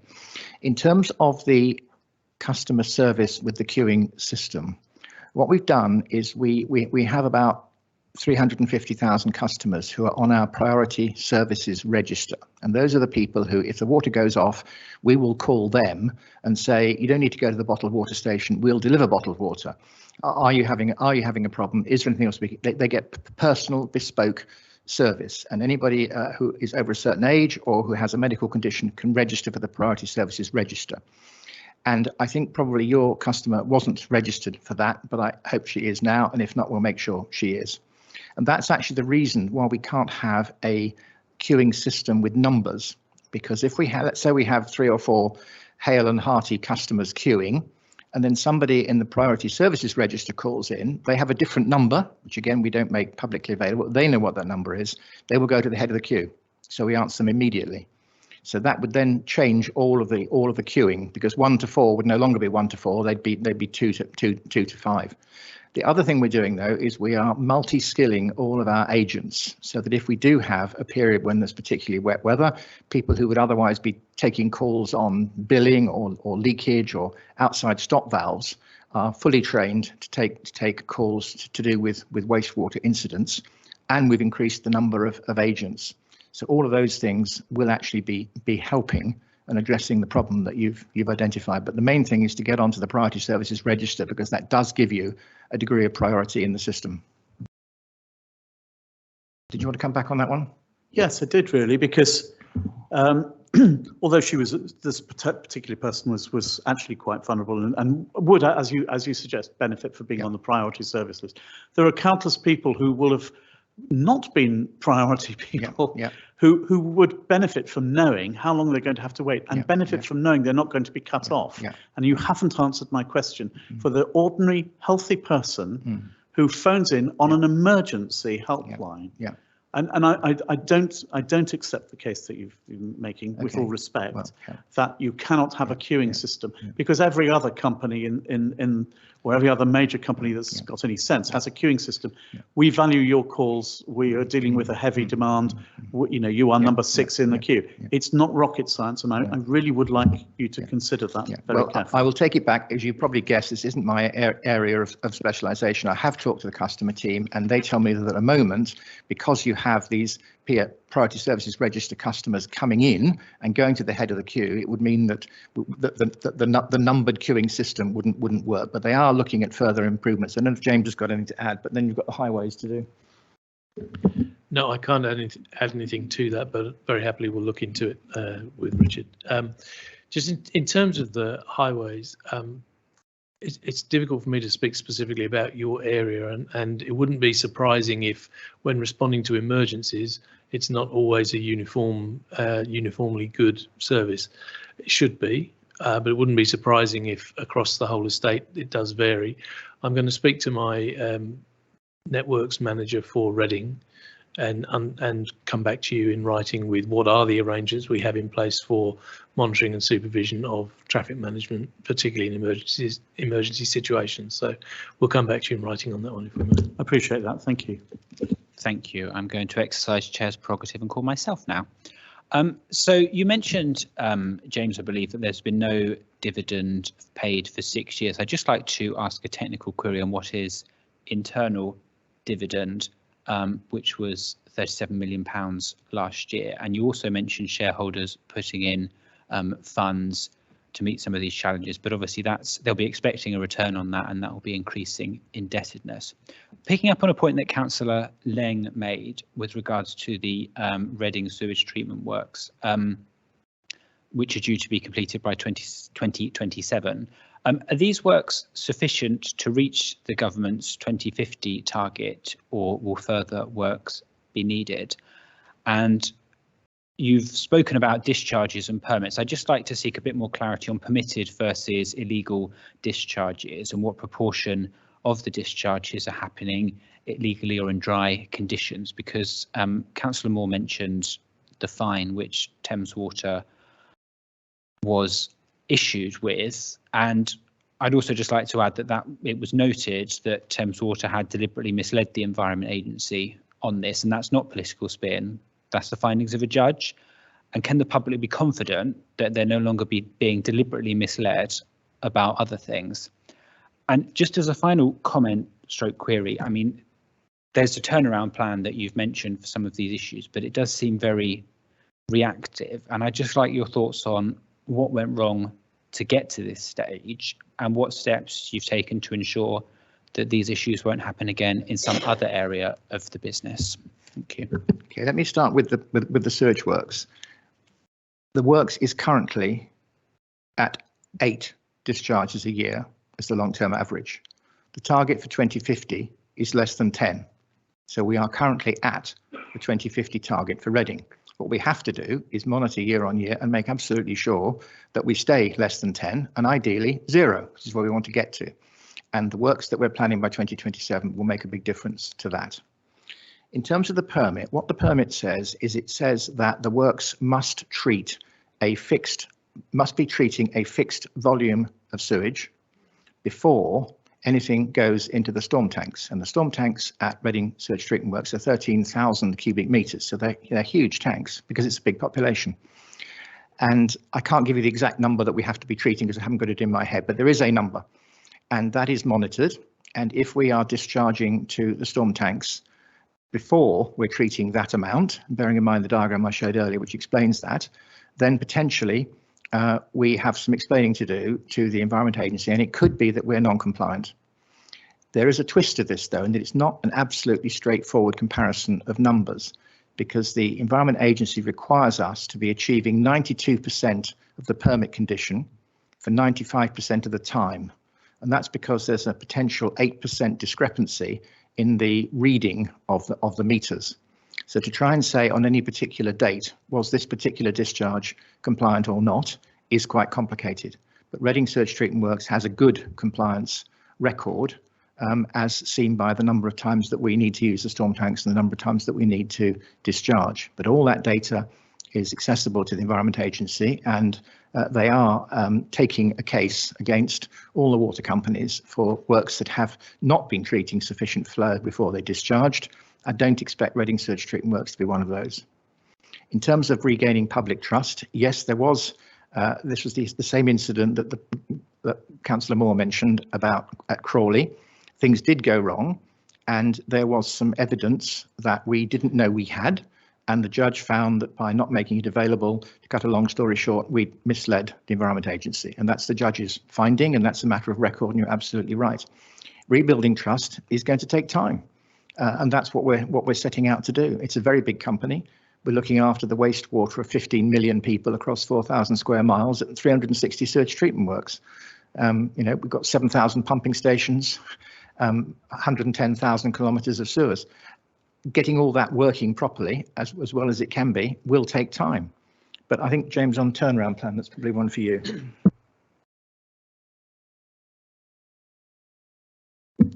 You asked the question about, or made the comment about the shareholders putting equity in. We need to be careful that the return that is made by shareholders is regulated by Ofwat. So, and that regulation is based on the asset base. It's not based on whether or not the shareholders have capitalised the company in a way by putting funds in. So I need to be careful I don't stray into territory that I'm not qualified to talk about. So I think we may, for safety's sake, as it were, get you a proper written response to that. But we do need to be clear that the shareholders have gone 6 years, with the exception of what you just referred to, the internal dividend, but they've gone 6 years fundamentally without return, yet there's £500 million that they put in this year. So it's a very, very much bigger number than the small internal dividend that has been paid. I'm going to get you, unless Richard has it to hand, I'm going to get you a proper written description of internal dividend as well. But it's basically a financing mechanism whereby we have a holding company and we have a utility company, and the shareholders of the holding company may lend to the operating company, as it were, rather than them borrowing that money from somewhere else in the market. So that's really about how the business is debt financed as opposed to a return on any equity that's invested. But I feel I should get you a proper technical answer to that rather than the potential that I've heard slightly in what I've answered. And if I have, it's purely out of my ignorance, not out of any deliberate attempt to do so. Yeah, and the same with me. The internal dividend is an interest payment. It's not anything that the shareholders can use to pay pensions, which is what they're aiming to do. But we do have a document called Our Finances Explained, which is on our website, and we'll send you a link to that, and it covers this in pretty good detail. And it's written by people who understand it. Thank you. Councillor McElroy. Thank you, Chair. Yeah, thanks for all your time, a lot of time tonight. Apologies if I'm following this wrong and I'm comparing apples and oranges. You've mentioned a few times how leaks and things like that are unacceptable as a matter of principle, and of course I agree. You've also said that the aim for sewage overflows just before, in response to a question, was not 10, not 8, but 0. The presentation before said you're targeting a 28% in reduction in storm overflows over 5 years. And in response to another question, you mentioned that there are 8 untreated flows into the Holybrook per year. Does that mean really that the ambition for the Holybrook is that we go down from 8 sewage flows to 6 over 5 years? Is that all? And my second question is, despite many of their own MPs believing it would be a powerful first step towards ending the dumping of sewage and loading of debt, the Labour Party quietly rolled back their pledge to renationalise water. Do you know whether this decision is good for your shareholders, presuming Labour takes power in the near future? Thank you. Okay, let me talk about the Holybrook. The Holybrook actually has 0 discharges. The 8 is the Foodry Brook. Okay, so 8 into the Foodry Brook, which is within the government's target of 10 by 2050. We want to get it down further, but we have to be realistic about how much we can achieve over time. And the statistics that we gave you were across the whole area. So 360 sewage treatment works, 15 million people, 4,000 square miles. And within that, we have to prioritise the discharges, which are the ones that are going off most often will tend to get the investment. The other thing is it's also a question of what are we discharging into? Are we going into a chalk stream? Are we going into a triple SI? Are we going into a bathing water area? So all of those things, there's a complicated set of metrics which the Environment Agency has published, which help us to prioritise which discharges we'll target first. But I'm being completely honest, Reading is not anywhere near the top of the list because the number is it's still too high. But it's comparative. I hope it won't. I don't think it'll go up. It would go up in a wet year. Potentially this year, it'll be more than 8, undoubtedly. But then in a dry year, it could be less. But less than 10 is a long-term average, and we'll get it down more if we can. Thank you. We're quite pushed for time, so I'm going to ask subsequent contributors to keep their questions and responses brief. Councillor Griffith. Yeah, thank you very much for your time this evening. It's been really, the presentation was very interesting. I just wanted to pick up on the fact that you are updating your communications with the council at the moment, and just following on from Councillor Lanzoni's point, which I don't think we really got an answer to, which was about communicating with residents. So we had an experience on Saturday, the 7th of October, where basically the Oxford Road was gridlocked for a very long time. Buses, nothing was moving. And in the end, people that were waiting at bus stops had to walk into town. There was no information or pre-information about this situation happening. It was a big lorry doing some works on that day. How would it have been possible, or would it have been possible for us to have notified residents and at least followed up with them afterwards to explain what was happening? Thank you. The only answer I can say is that I will have to look into the specifics to come back to you, because I haven't looked at that. But we'll be in touch to get clarification or clarity around the particular incident and make sure that I'll speak to my colleagues in that part of the operation and we'll be able to respond to you on that. Thank you, James. Councillor Singh. Thank you, Chair. Thank you for your presentation today, and thank you for taking questions from left, right, and centre. It's as you can see, it's very important for our residents.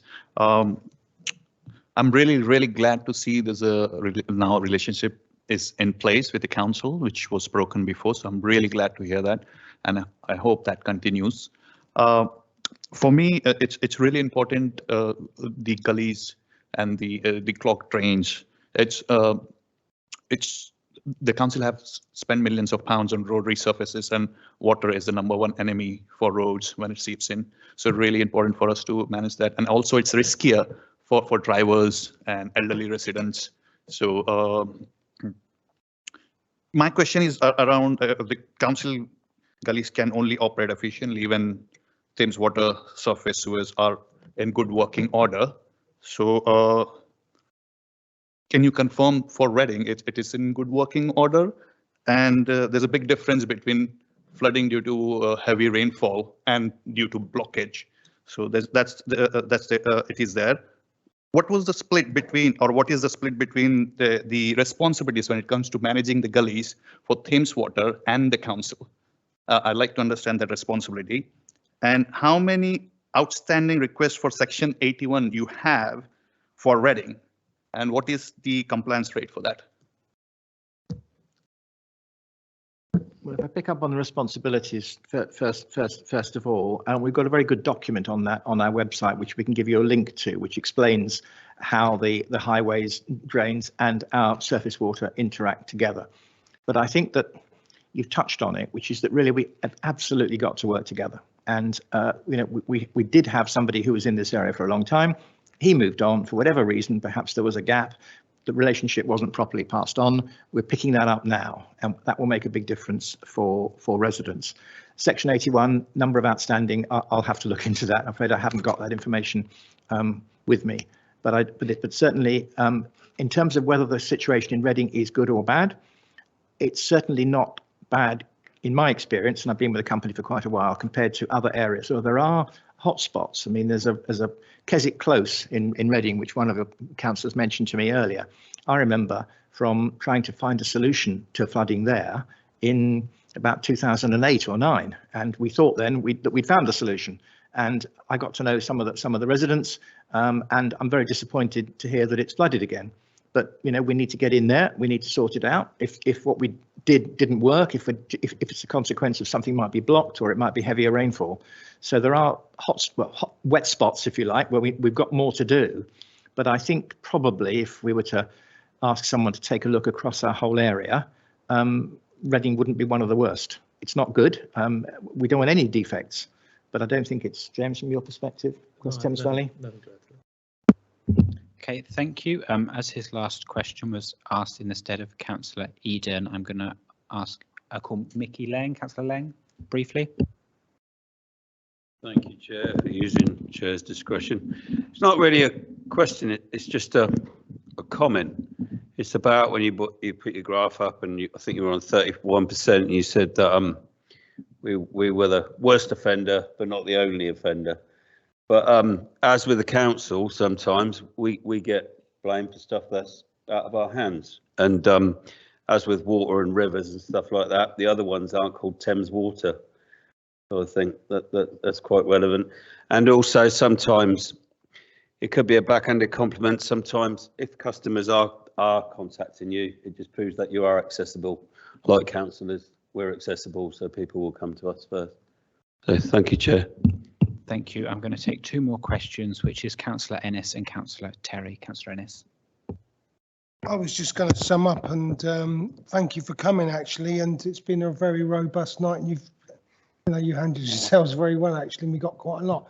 The key for me as a lead councillor for climate strategy and transport is this ongoing connection, partnership, linking with officers.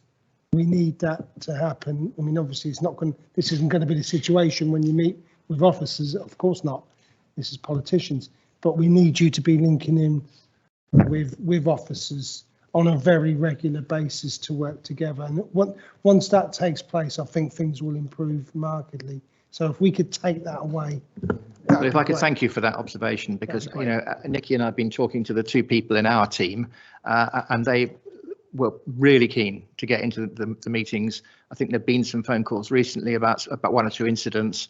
Things are starting to happen, and James and I and others will make sure that they continue. But the nice thing is we aren't having to drag people kicking and screaming to these meetings. They recognise this is actually a really important part of their job, and they welcome the interaction. Councillor Terry. Thank you, Chair. I've been listening very closely, and we did have an opportunity, Richard, for us to meet before, and I did pick up that there was a sorry, and there's been a sort of thread of contrition going through some of this. It isn't acceptable. We want to do better. We hope to get to zero. So I suppose I will mention that in the sense that let's hope we're not here for a fourth time soon, only to find that the kind of sentiment hadn't really been met with any real changes on the ground. I think that our residents and all of us here, because most of us, I think, are customers, are always disappointed. We hear off what, say you're one of the worst performers in the country. They wanted to tell you to give us back loads of money.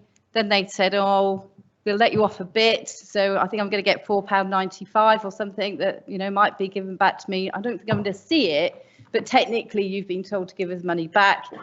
And that, that's what residents, that's what your customers kind of hear and see. And I think you need to do much more work on the contrition and what does the spending plan look like. Mr. Aylard, at one point you said something like, the Church Street incident, it wasn't mapped. We didn't get it from some authorities. I don't know if that's supposed to be us 15, 20 years ago. You might be suffering a bit like me. It was 34 years ago that the Thames, that the water companies were set up.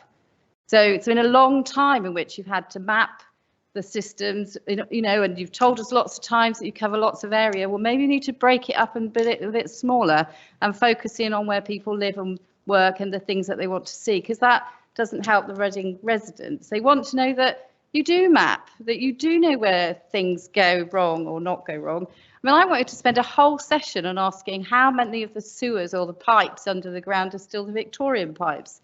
What's your business plan to invest in replacing those? Because they just seem to collapse all the time in Reading.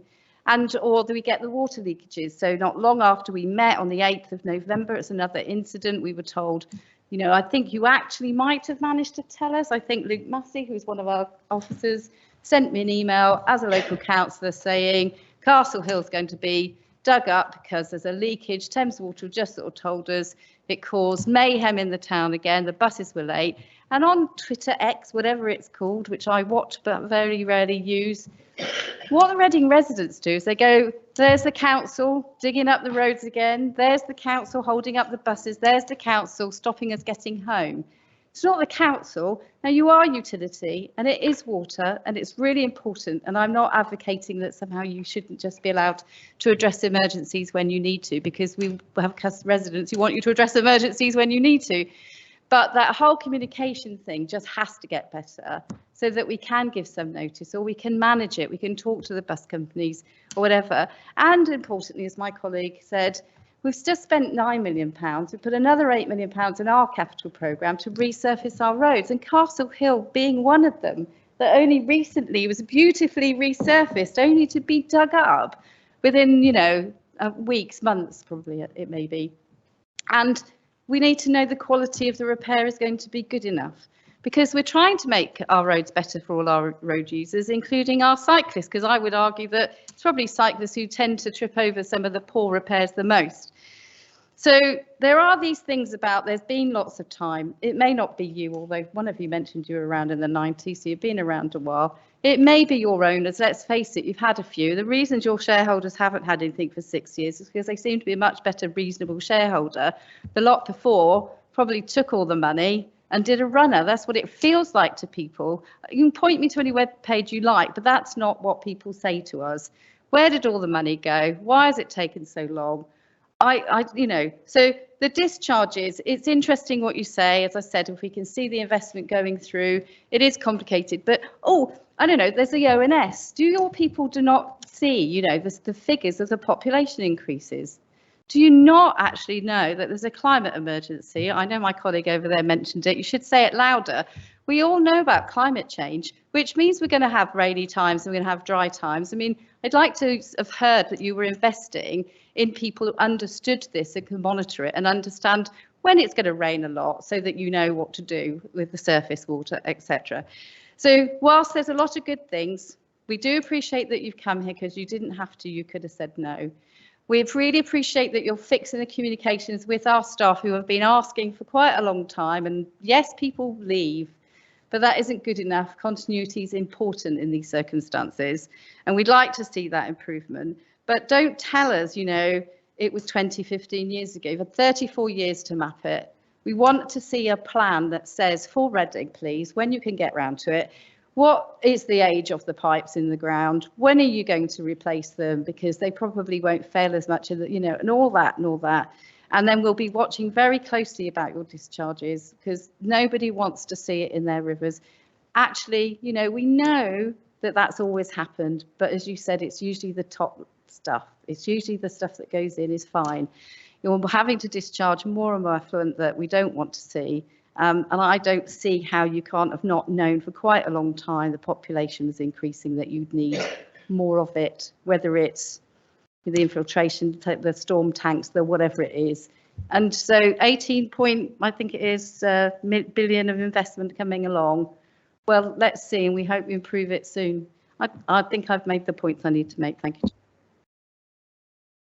Okay. Thanks. I mean, there's some good points there, and we do understand them. And I think in terms of contrition, the contrition is genuine, but words are cheap. It's the actions that are going to make the difference. And I think that I also think honesty is important. We've tried to be honest with you tonight. I could not have mentioned that sewer wasn't mapped, but it was important to explain to you that that was part of the problem. It's a fact. Mapping sewers underground, which you can't, is very difficult. You don't know where they are, and trying to find them isn't easy. So, you know, sometimes, and the other thing is, I understand the point about the age of the sewers, but when you look at the ones which fail, they very often aren't the oldest ones. Now, the one that did fail, and there was because it had this buchan trap in it, but some of the old brick built sewers, I mean, the London sewer system built in the 1880s is still in immaculate condition, and some of our brick built sewers, whereas you have things like pitch fibre, which were used as a magic material in the 60s and 70s, and those are collapsing much faster. So it is a case by case thing, and these aren't excuses. And certainly, you know, we don't dig up the streets unless we absolutely have to. And if our repairs aren't good enough, then we need to know about it, because we can then get in and make sure that our contractors are doing a good job. So I'm sorry if we've fallen short, and certainly in terms of the ONS, we keep a very close look on population. We have a really good liaison with the planning departments in all the councils in our area, And if we're upgrading a sewage works, we always look at what are the projections, and then we build the upgrade to cope with the population horizon further ahead. And all of our long-term planning has a big factor for climate change in it. We know about the climate emergency. So our 25-year wastewater plan and our 50-year water plan all factored around the latest projections on climate change. Well, I have to say there's a problem on the water one because the government told us to use the low ball scenario, which we're not happy with. Anyway, so there's a lot here, and I'm happy to explore it at further meetings, or we'll have one-off meetings with you on climate change. Dialogue's really important, and we absolutely accept communication hasn't been good enough, and we're sorry for that. We'll put it right. Thank you very much to members for your questions, and to Nikki, Richard and James for attending. Obviously, we've taken quite some time to listen to the presentation and answer the questions, but it's clearly a matter that's important to members here. So thank you for attending. We may be seeing you again, but hopefully not for quite some time. Hopefully next year. We won't need to call you back because it'll all have been sorted out, but thank you very much for attending. I'm now going to move to item 8, which is annual reports for Reading Climate Emergency Strategy and RBC's greenhouse gas emissions. And Peter Moore is to introduce the report.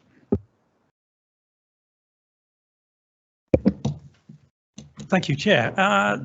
Longest standing members of this committee will be aware that November is our month of reckoning, I should say, in terms of reporting our progress with our climate policy commitments. So this report presents 2 annual reports, the first of which is produced by Reading Climate Change Partnership, of which we are a part. And this is the annual report on the borough-wide Reading Climate Emergency Strategy. And the headline message from this is that Reading Borough's emissions have fallen by 51% since 2005. More detail in the report about how that's come about and how that's explained, which I won't go into. But I will say, just really important to note that there's a lag in the data. It's a national data set that we use for that measure.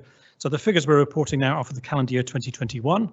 And like the rest of the country, and indeed the rest of the world, emissions rebounded in 2021 from the very low level they were in 2020 because we shut everything down. Then we switched it back on again in 2021, and guess what? Emissions rebounded somewhat. So that pattern is reflected in Reading's data. Nevertheless, Reading has seen the 8th largest reduction in emissions out of 370 odd UK local authorities, which does suggest we are making some progress towards our targets and doing so faster than most. So that's the partnerships report, not the council's, but it is submitted to you to put it in the public domain and for the purposes of public scrutiny. The second annual report is the council's own report on progress with implementing its own carbon plan, again working towards the ultimate target of becoming a net zero organisation by 2030, but also towards our interim target of achieving an 85% reduction in our emissions by 2025. And in that regard, we are reporting this year a reduction of 74% against our 2008-09 baseline. In addition to the headline target in the carbon plan, we also set a subsidiary target for a 50% cut in our use of fossil fuels by 2025, and pleased to report that we've managed to achieve that 2 years early through a combination of electrifying the refuse fleet, phasing out the last remaining oil-fired heating systems in council buildings, and a few other measures. So both of those for the borough and for the council are very ambitious targets, and I don't want to communicate in relaying that data, although there's some positive progress in there, any complacency at all. There is a huge amount for us to do, but it is at least good to be able to report some progress at that point. Could I just add 2 updates, Chair, of things that have happened since the reports were published? First is a bit of good news which reaches too late to go into the report, but November is also the month where we find out the results of an annual assessment conducted by the Carbon Disclosure Project, an international NGO who operate a reporting system for corporates and councils, which is regarded as the kind of gold standard for climate reporting.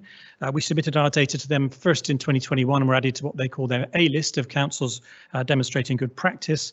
I'm very pleased to report that we have just had the announcement back from them of the results for this year's assessment, and we've retained our position on their A list, which is a credit not just to the council, but all the partners whose work we describe and celebrate in our submission, and the case studies are in the annual report, which is Annex 1 to your papers. The second and final addendum is a correction to Appendix 2, which will reflect in the final documents when they go on the website. The increase in emissions reported from leisure facilities we thought looked a bit high, so we looked into that a bit further. And we had an issue with a meter exchange at Meadway Leisure Centre, which resulted in an overestimate of the gas consumption. because it was based on estimates, not actuals. And now we've got the actuals. That was in fact a significant decrease. So Appendix 2 currently significantly overstates emissions from the leisure estate. The thrust of the report that we've significantly improved our leisure offer whilst reducing emissions at the same time. That's all still true, but the reduction in overall leisure emissions compared to the last pre-COVID year, which is the most meaningful year for comparison, was in fact 31%, not 20%. So as I said, we'll correct that on the website when we publish this, as we do normally once this report has been received by this committee. Thank you. Councillor Ennis. Yeah, I think it's, very much welcome the annual report. Note the recommendations. That's on page 73. And looking at the annual report as well from the council and the partnership is also to note, and we as a body, a SEPT organisation of councillors should note the positive progress of reducing emissions since 2005. Borough, as Peter has said, falling 51% since 2005 and a 55% reduction in emissions since 20. There is a rebound from COVID because the economy has recovered and more activity. It's going to rise, and I think that, as Peter said, is important to note that in the sense of no complacency. Work has to be done to get to net zero, and I really do want to thank Peter himself. I mean, I've only been a lead councillor for climate strategy and transport since June, and I'm really impressed with the work he has done and the modelling and the passion that he's bringing over. And I think, take the politics out of this situation report, and we can tear lumps out of each other if we want politically, but we must always give credit where credit's due to officers and staff, and we have a group of officers behind and the work that they're doing. And the team. But as Peter would say, it's providing leadership and vision to get to net zero, but it's also working in partnership with others outside of the council. And the Reading Climate Change Partnership is a functioning organisation of partners that get round the table that are totally committed to getting us to net zero. And you can see through a number of reports tonight that reflecting through. So I hope we put aside for 1 second our political differences and thank the work that's been going on to get us to this situation so far. We note the success, but face a massive challenge. There's no two ways about it. A massive challenge to get to net zero by 2030. But the council, certainly this administration, is totally committed. We had a climate emergency. We all agreed it was unanimous, and we're working towards that. And we really need to look at everything possible we can do to get to net zero by 2030. There's been some good decisions taken. There's been some good impacts, but we're going forward with a bigger challenge the closer we get. Also note the council's carbon footprint itself has been cut by 73.9% since 2008, and the figure, reported again, reported 2021, and the interim target to cut, by 2025 has been met, which I think is outstanding. But we cannot remain complacent. We cannot rest on our laurels because things change, issues happen, and we may slip back, but we have to just be totally on board and totally committed. There is no complacency. The issue of about a robust economy, we've had discussions. The Conservatives have started off with with quite a green agenda, actually, to be honest with you, in some parts, and is maybe slipping back or not. But the discussion that residents will want to know is the balance between a robust economy, living standards rising, whilst falling emissions. We believe fundamentally the two can go together. They don't have to be separate. You could still have a rise in living standards whilst having a green agenda. We are fully committed to that, and we're showing that in Reading, and we will continue to show in Reading. Reading per capita emissions is the lowest in Berkshire, lower than the South East, and lower average if you look at page 75. And you look at page 76, the major projects that we're undertaking are taking forward. Page 88, per capita emissions. Reading's emissions are 2.8, which is low, much lower than some of our neighbours. And we're pleased with that, but we've got to carry on maintaining. And I would welcome colleagues tonight. I know it's late, but this is so important. And you know, we've waited for this. Their views on current situation and how we can get there, because I think the climate is in peril. The climate is in peril. It's going to be the hottest year again. We're seeing climate change locally. It's not as if it's just somewhere else that we don't go to or don't know. We're seeing it locally, and others are seeing it far worse throughout the globe. Status quo is not an option, and we have to accept that. We said that in our climate emergency when we agreed it, and we have to look forward and move forward.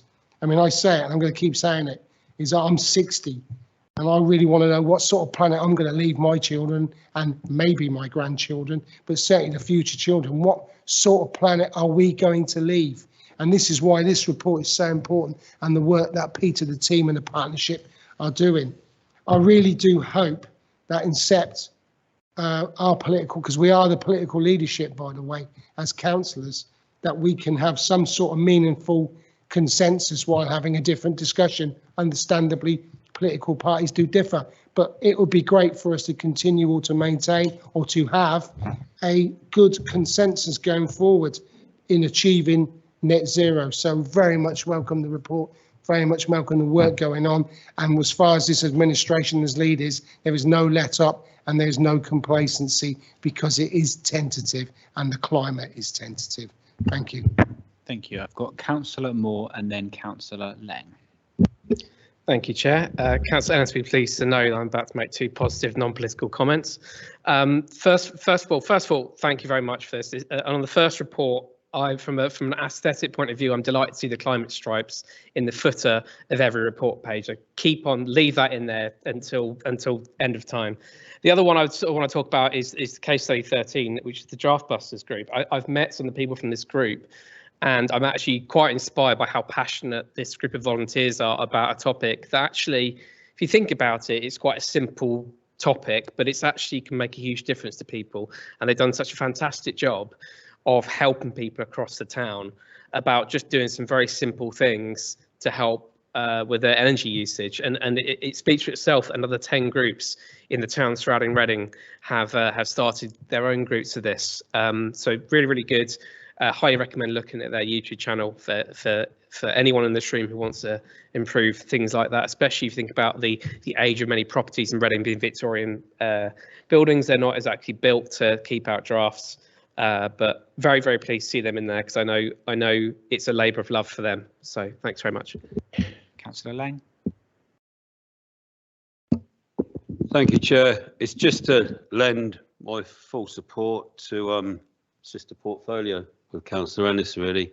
And our whole council is behind the race to net zero, and obviously indirectly in a small way saving the planet. And I'll reference something in the local plan, the 20 objectives. Number one, the big change in that, probably the biggest change out of all the objectives. The original one was to limit the impact of climate change and address the climate emergency through minimising CO2 emissions and other greenhouse gases.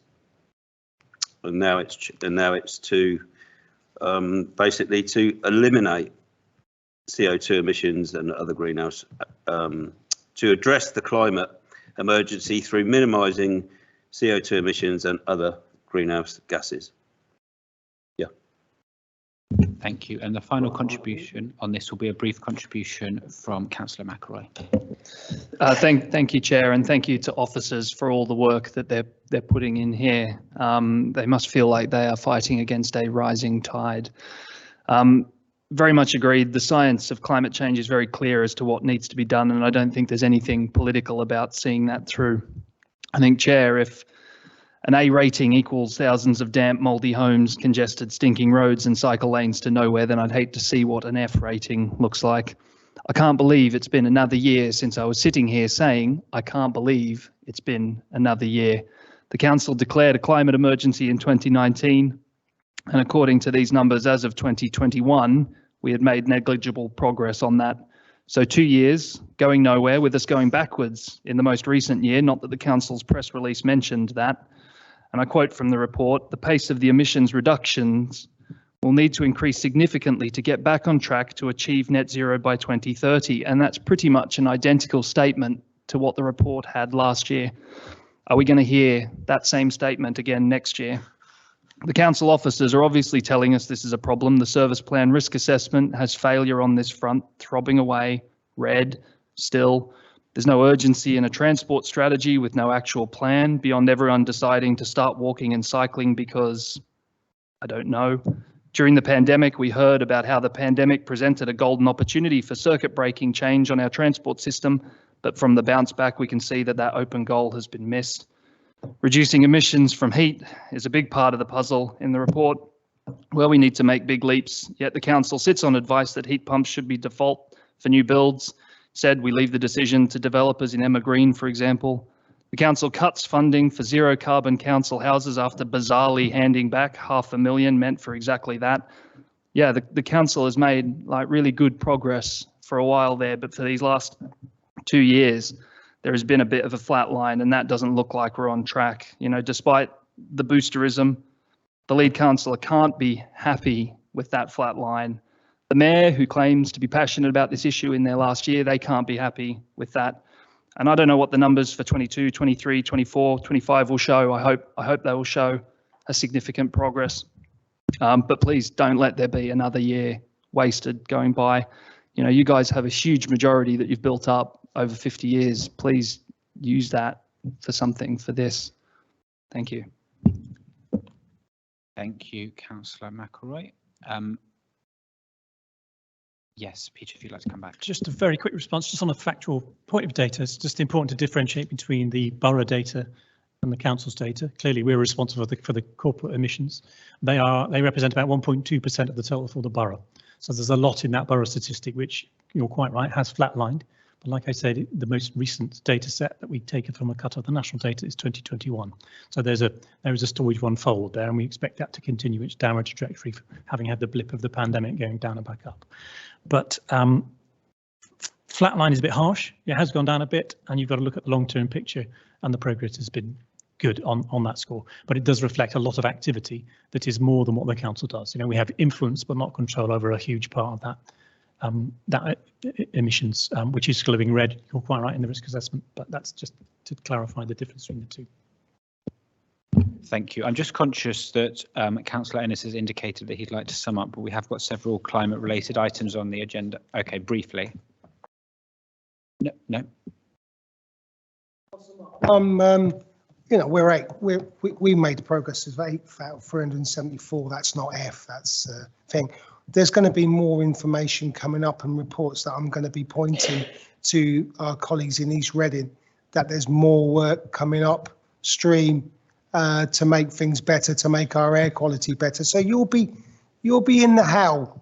Don't worry, you'll be in the how. We'll have a look at that. But you know, there's been lots of good stuff made here if you look at it, and you should take credit for that. Heat pumps are going into council houses. Heat pumps are going into Granville Road flats.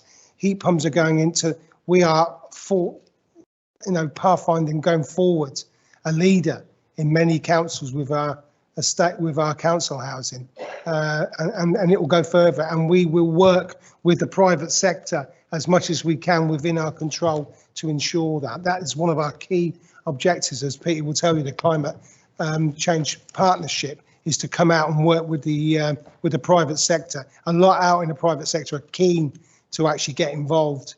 We're quite heartened by it. You know, with the EV charging, EV vehicles and the changes. We've done some really good work as a council with that. And you know, there's a lot of ambition, and it's a challenge. It's a challenge locally when you have a government that changes from that. I mean, David Cameron coming in, it might come back. I don't know. You know, it may come back, but we need some leadership nationally. We may get that next year. Who knows? Hopefully. But certainly locally, we will do what we can to ensure that we make progress towards net zero. That is a commitment that we'll make, but we will come back to how we're going to get there. Don't you worry, you're going to be involved. Thank you, Councillor Ennis. The committee is asked to note the recommendations as printed. Is that agreed?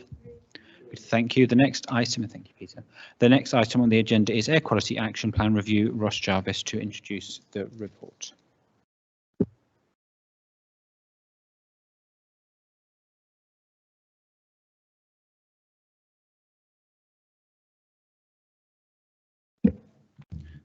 Thank you, Chair.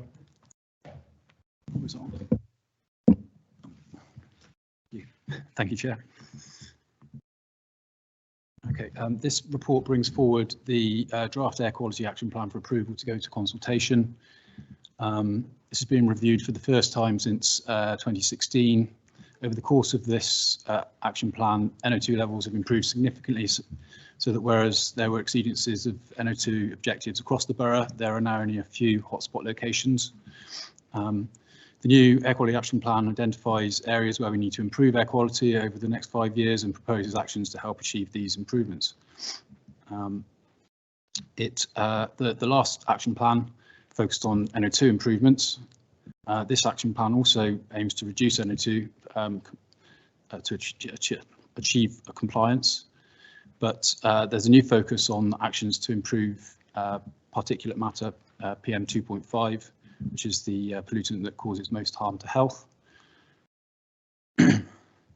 So Air Quality Action Plan policy options will include direct policy interventions, infrastructure schemes, and education or enabling options. These are split into 6 priority areas as set out under point 3.9 of the report. These include strategies to encourage or accelerate the uptake of low and zero emission vehicles, increase modal shift and discourage vehicle usage in certain areas where people live or go to school. Active travel and health options are also prioritised alongside measures to reduce particulate matter concentrations. We aim to deliver these actions over a 5-year duration of the action plan. And if given approval to go to statutory and public consultation, having considered the responses, a further report will be brought back to SEPT in March for approval to adopt the Air Quality Action Plan. After this, the Air Quality Action Plan will then be sent to DEFRA for final approval and adoption. Thank you, Chair. Thank you. Councillor Ennis, briefly. I will try to be briefly, but I think these are really important. You know, I'm sorry, but me getting my bus home early to watch a bit of telly, I think comes secondary to an importance that we discuss the issue of air quality for our town, particularly in East Reading.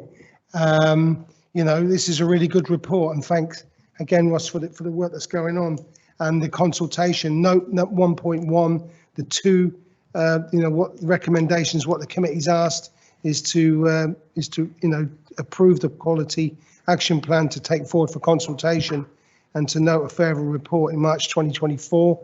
1.1, it's an improving picture. It's an improving picture of NO2 reductions that are going on. But there are some locations that are above the UK and the World Health Organization air quality targets. That is not acceptable. Everyone in the town deserves to have clean air. And I point to Cemetery Junction because there's been a lot of work in the past to try and get transport initiatives through that area to ensure that residents deserve to have clean air.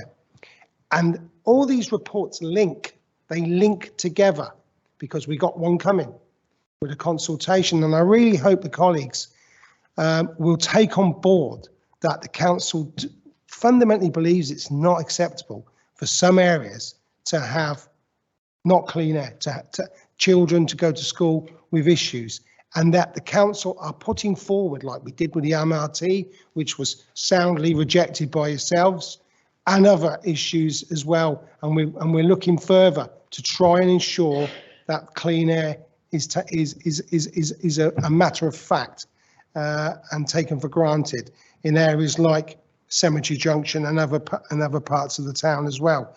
3.9, page 122 has got the 6 priorities which we are working fundamentally towards improvement. So very much support the report. Thank Ross and his team for all the work they're doing. Note that there are improvements. If you want to listen, they are improvements, but some areas they are not good enough, and that's what the consultation is looking. And that's when other forthcoming reports that you'll hear tonight will be seeking to make sure that people have clean air.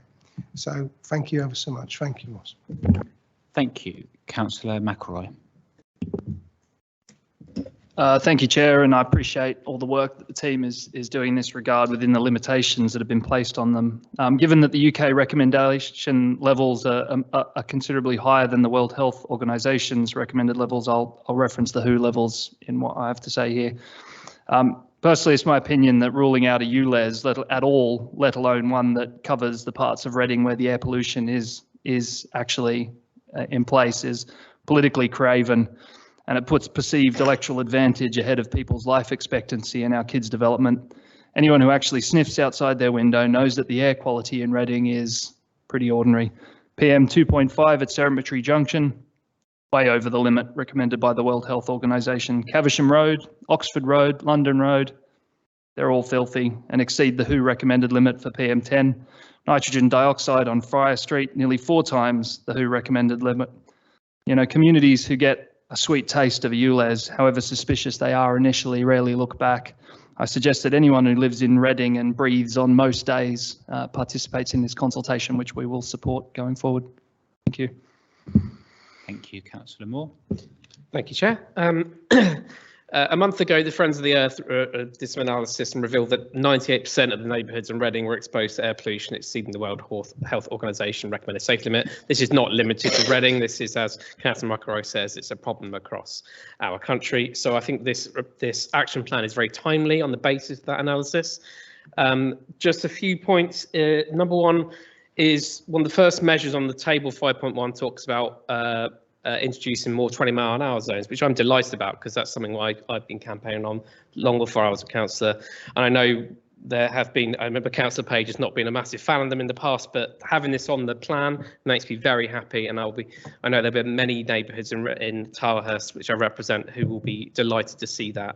And the other thing I kind of wanted more of a question about sort of scorecarding or reporting back is how are we going to measure this? How are we going to report this back to SEPT on a kind of a regular basis about how we're tracking against these measures?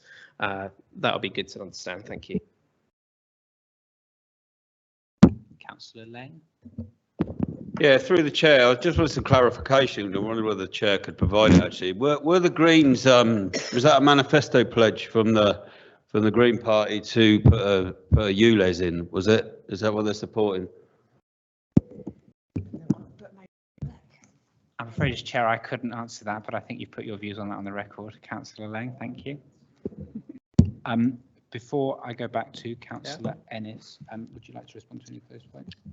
Yes, certainly. I could respond to the tracking question from Councillor Moore. Yeah, so each year there is we report back to DEFRA on progress.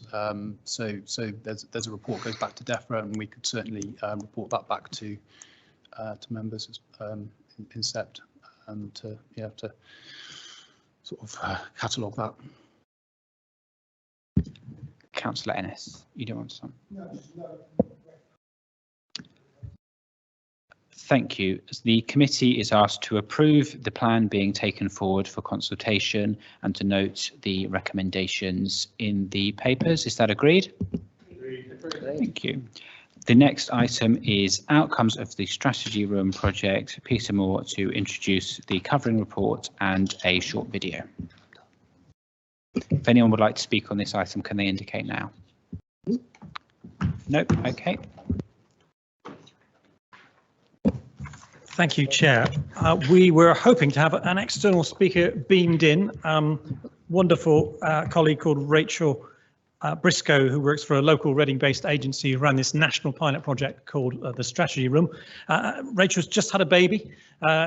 She was premature, and neither she nor I had any idea that Thames Water would take so long to scrutinise. So I've stood Rachel down for the night. I'm going to try and just give a quick version of her presentation, because from the text messages I was getting, it was clear that she'd been up since 4 a.m, which, and I was only up slightly later than that to get my train, but I'm in better shape, I think. So Andrew's very kindly agreed to drive the presentation. I'll give you a very quick summary of the project. Some members will have taken part in this and hopefully had a positive experience, and are not going to glower at me if I claim it was a great thing to do. But basically, during the first 3 months of this year, next slide, please, Andrew. Fast Familiar, the agency that Rachel runs, ran a total of 66 sessions of this project in 12 local authority areas across England, reaching about 640 participants. And about 10% of that activity took place here in Reading. And Rachel very kindly acknowledged that we got about the best turnout of any of the participating authorities, because we put a real effort into making sure that residents' bums were on seats and we filled all the rooms that we were offered. So we're going to say a little bit about what the project was, how it differed from other methods of public consultation, and share some headlines from what we found out. And in the next slide, there is a very short video which gives you a really nice little summary in succinct form. If I could ask you to try and play that, Andrew.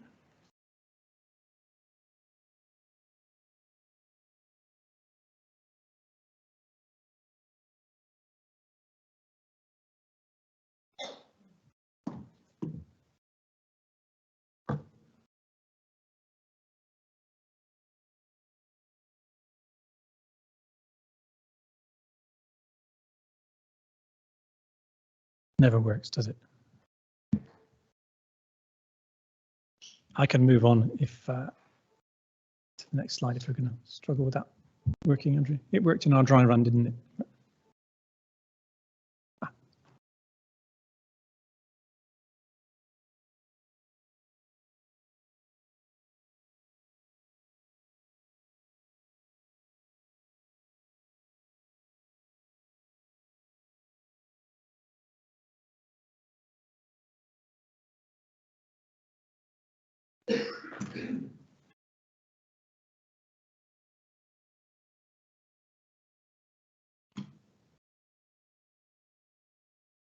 Doesn't look like that's going to scroll on, does it? Shall I just summarize it in words? We're going to still try.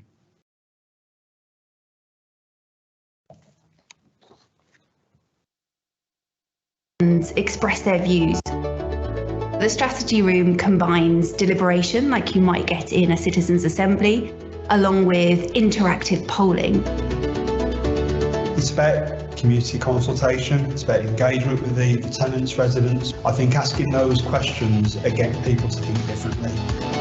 These kind of meetings, there needs to be more of them to inspire people. Very informative, very helpful, and also very enjoyable, to be honest. It's a positive insight to what the future will be like.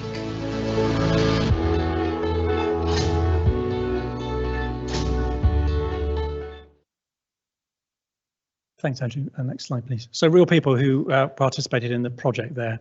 And it's really about a way of supporting people to imagine a future where we've already got to net zero and find out how they view the various policies that got us there. So you've got 12 participants around a table, and in a structured discussion, they watch video testimonies framed as postcards from the future, where they hear people they could hopefully relate to talk about measures that could possibly help contribute towards net zero, and discuss, and this is key to the whole process, deliberate about why those policies might or might not be suitable for their area. Next slide, please. And key to the approach was another click, I think, please, Andrew, a very human framing. So the characters in these videos talk about, from the future, talk about climate change in terms of the effect they have on their families, their friends and their lives. So it's about, the conversation is about health, it's about community, it's about job opportunities, about financial security, people who worry about their kids. It's not really about climate change, and that's the starting point. Secondly, if you could do another click, please, Andrew. Everyone's speaking from a future where these things have been achieved, and they avoid the discussion about how we got there, but focus on the benefits of reaching that point, which creates a very sort of positive environment. And another click, please, Andrew. And they also stayed very much away from binary choices. So it wasn't yes or no answers. It was a scale of 1 to 10 to express support, levels of support for different policies, and retesting that as we went through the process to see if people did change their minds. And the evidence showed that people did change their minds through deliberation, and they tended to become more sympathetic towards more ambitious climate policies the more they discussed them and the more they discussed them with other people. And I think that's probably the key learning from this project. We need to spend time getting people in rooms, explaining the issues and talking them through these possible policy solutions to build their support. So overall, there was very strong support for all of the net zero policy ideas in their scenarios. Most popular ones came out on top, and this was reflected in Reading's results as well, were changes in public procurement to allow schools and hospitals to source food locally and sustainably, and community renewable energy, which we've obviously got some great examples of here in Reading with Reading Hydro and the Reading Community Energy Society. And interestingly, very little scepticism about climate change itself. One climate skeptic out of 640 people who took part. Now, obviously, they were partly self-selecting, but there was a little incentive of a voucher for people to turn up. So we definitely reached beyond the usual suspects. It wasn't all people who were already sort of in the climate tent. Next slide, please. And people really valued the opportunity to have, next slide, please, Andrew, sorry, to have discussions with people with different perspectives. You know, we're social animals, aren't we? And that really came through very strongly in the feedback. Biggest obstacle we faced, though, if you could do another click, please, Andrew, was probably around lack of trust, you know, in politicians, in media, and transparency in communication. I think that proves are just even more important. But like I say, main learning point was that time spent in discussing climate change and deliberating on it tends to build support for more ambitious action. Next slide, please. You can click on one more. Just a quick, you won't be able to read this slide. We will circulate these slides. You can interrogate the website, which gives more details on. You can look at Reading's results compared to the rest of the UK, and the link is in the committee reports. So I'm not going to dwell on that. I highlighted the things that came out strongest in Reading results. If you could just click onto the final slide, please, Andrew. Just a bit of comparison of the things where Reading's results were a bit more positive than the rest of the UK. They were around energy efficiency and social housing, cutting traffic in town centre redevelopment, and community renewable energy. And areas where, interestingly, Reading was less supportive than other parts of the country tended to be around EV charging, possibly because, you know, we've got quite a high percentage of people in Reading without access to a car, so an EV is a bit of a luxury. And a pipe dream that's not really on their radar, and possibly also some recognition in there that EVs don't solve all of our problems, even if they solve our carbon emissions problems. But even that said, all these policies achieve more than 50% levels of support. So some useful data there, and we're now looking at whether this tool could be used as part of our future engagement programme to inform the review of our climate strategy, which we'll be doing over the next 2 years as we approach that crucial sort of 5-year period from 2025 to 2030. Thank you very much for that presentation, and I guess we want to extend our thanks and our well wishes to Rachel and apologies for how much it overran. Is anybody indicating on that one? Councillor Ennis. Yeah, I mean, really welcome this. We asked for it to come back, and it's came back to us, and it's you know, the outcomes are excellent. You know, the issue I think is the self-selection. Reading got the highest participation rates amongst all the 12 pilots.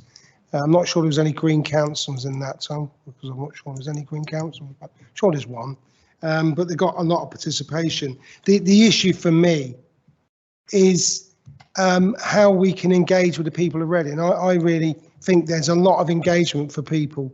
A high number of people in Reading are engaged with climate, which will then see the outcome of the climate festival, and we got to work with them. We got to see them as role models and leaders to go out into the community and have that discussion and conversation with the general population, because Peter's right. Once you have meaningful discussions with the general population, they understand and they're clear, and it's just making sure that we get that, you know, we can get out to people to tell them the issue about climate change, and also the green agenda as well.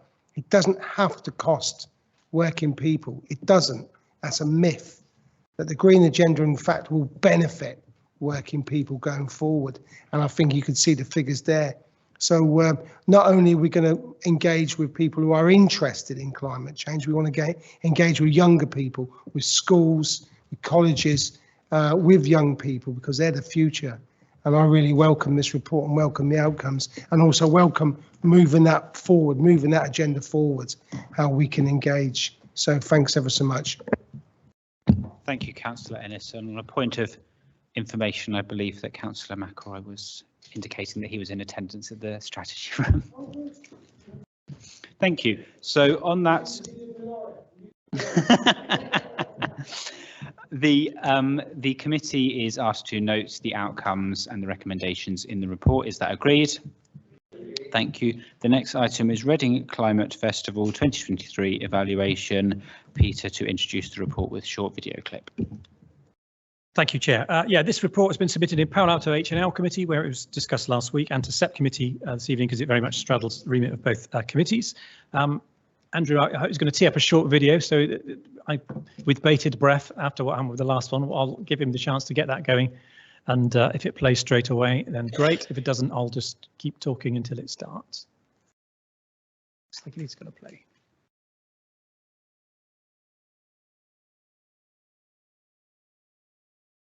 Struggling a bit, isn't it? I'll keep talking and hopefully we can get the video going. So Reading Climate Festival, this was the brainchild of Tracy Rawling Church, who serves as co-chair of our Reading Climate Change Partnership in a voluntary capacity. And the whole thing is curated by Reading Climate Action Network on a bit of a shoestring. And Reading Climate Action Network is the public-facing brand of the Reading Climate Change Partnership.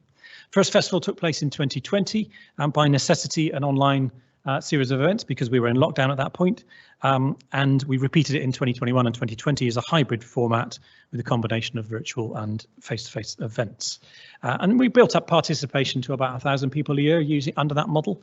But the partners got together this year and agreed a step change in ambition, the centrepiece of which was bringing Luke Jerram's artwork Gaia to the town hall. And many of you will have seen that, I'm sure, in June. The short video will give you a little insight into what that was like if you weren't able to go. As intelligent, but we do so little, and that's quite interesting. The fact that there's so much yet to learn about our Earth. The most beautiful thing is that all of the different environments across continents and all variety. It's got lots of colours and the animals, it's sort of rainforests, or the greenery. Compared to when I was born 40 years ago, I think there's a lot more, thank you. I think there's a lot more understanding about climate change, its impact. The good thing is that a lot of young people nowadays are taking more action and protests. I think slowly, if most of us, like all countries, take part, slowly, after a while, in a couple of years, we'll have made a very big difference. We have nothing else but this blue globe, you know, this blue ball. We have nothing else but this to live off of. That we are basically the future of this world, and we would like to do something about it. It's hard to come to terms with actually what we are facing and to recognise it, to take action. I know everybody on every level within my school, my family, and even the wider community of Reading, that we all care about it and we're driven to make a change. And even the smallest actions we can make still make a big difference in the long term. Having moments like these, you know, events like these, meeting, interacting with other people who believe the same things I do, who are really trying their hardest, it just, you know, makes you feel better about the situation we're in. Our generation is the last hope, so we have to do something about it. We have to make people listen to us, and that's really important.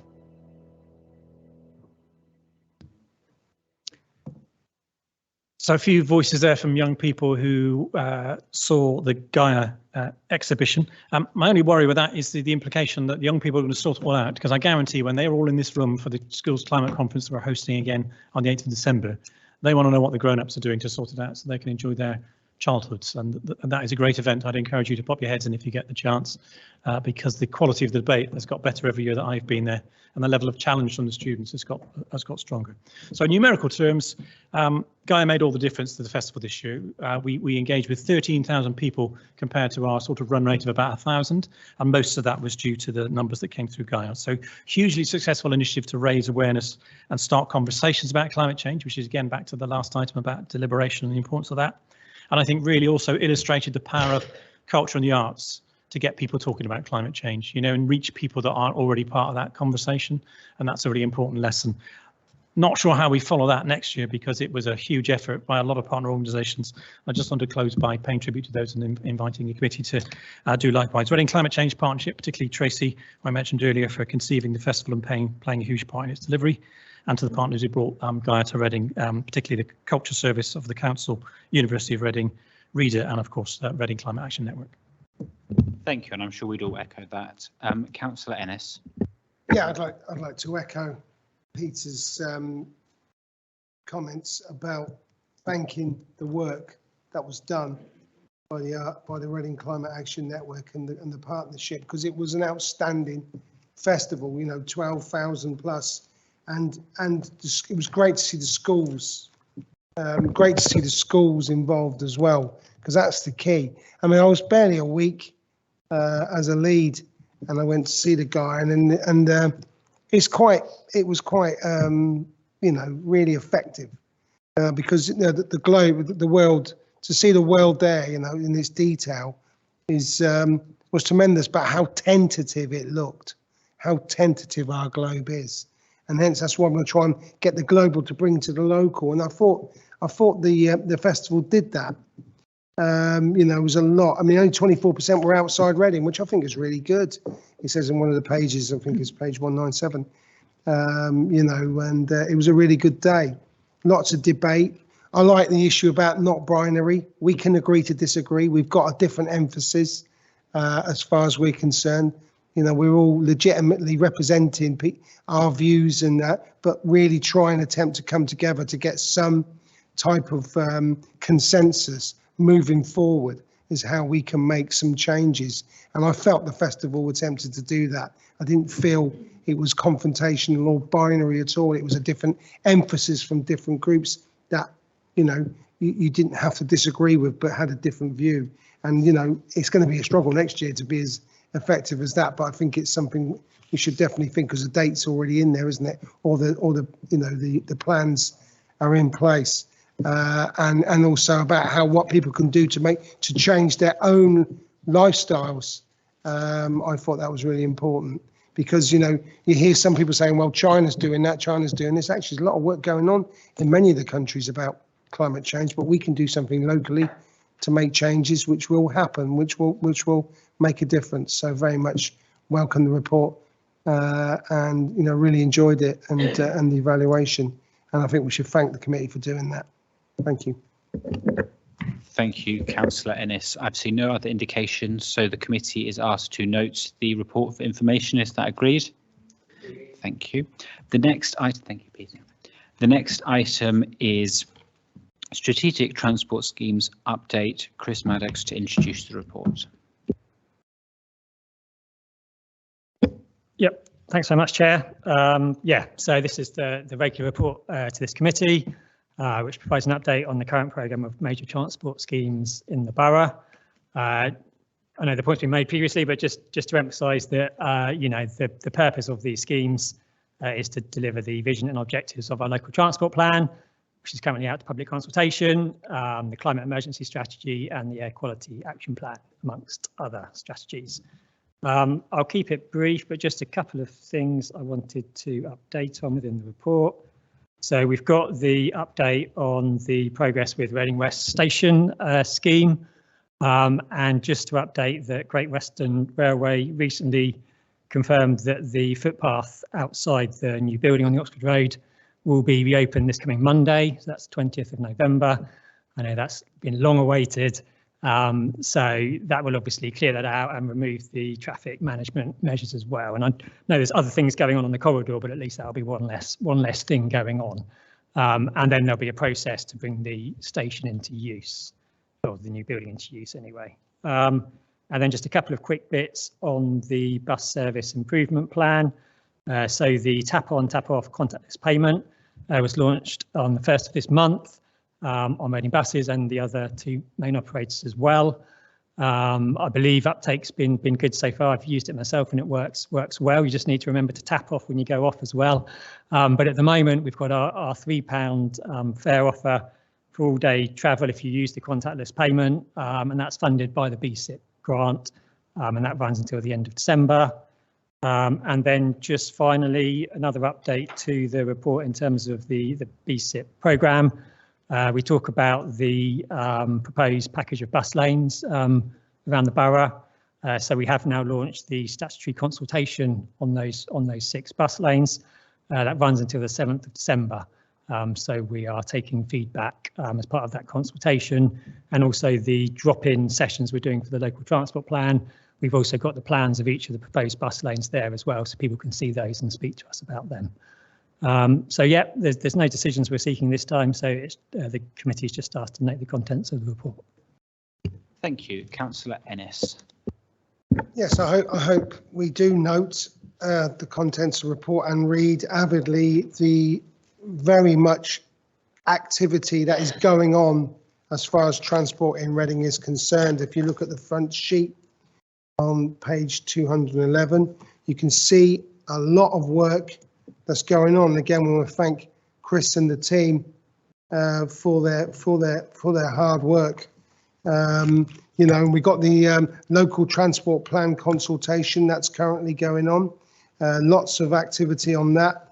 Hope that people will get involved in that. But there's also a consultation on the BSIP, as well as the work that's going on with the Reading West upgrade, the Tarless Road, the active scheme, and there's a link of all forms of travel. You know, we're attempting to link cycle lane. We've got some Bath Road coming on stream. We're working in the Shinfield Road, and there'll be some work there to complete that, and then to make sure that's made good for cyclists in that area. I know the university will welcome it, and also working with our partners in the rail network.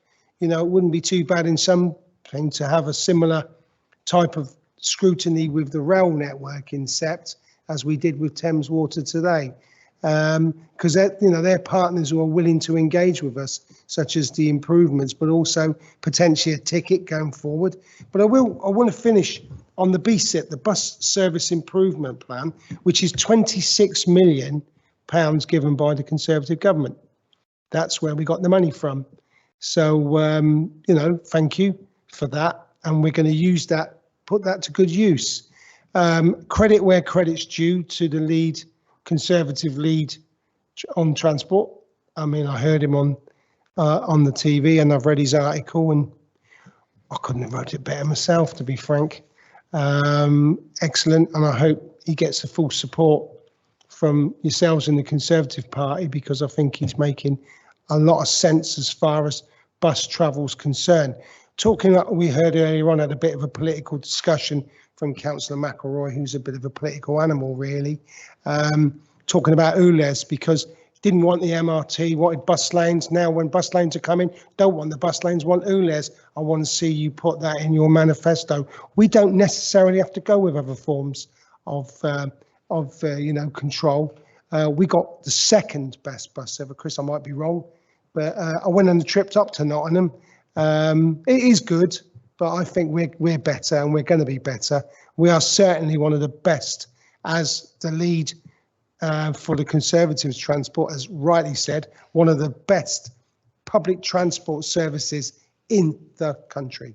There was not a negative word, might be from Councillor McElroy, but you can't win everything.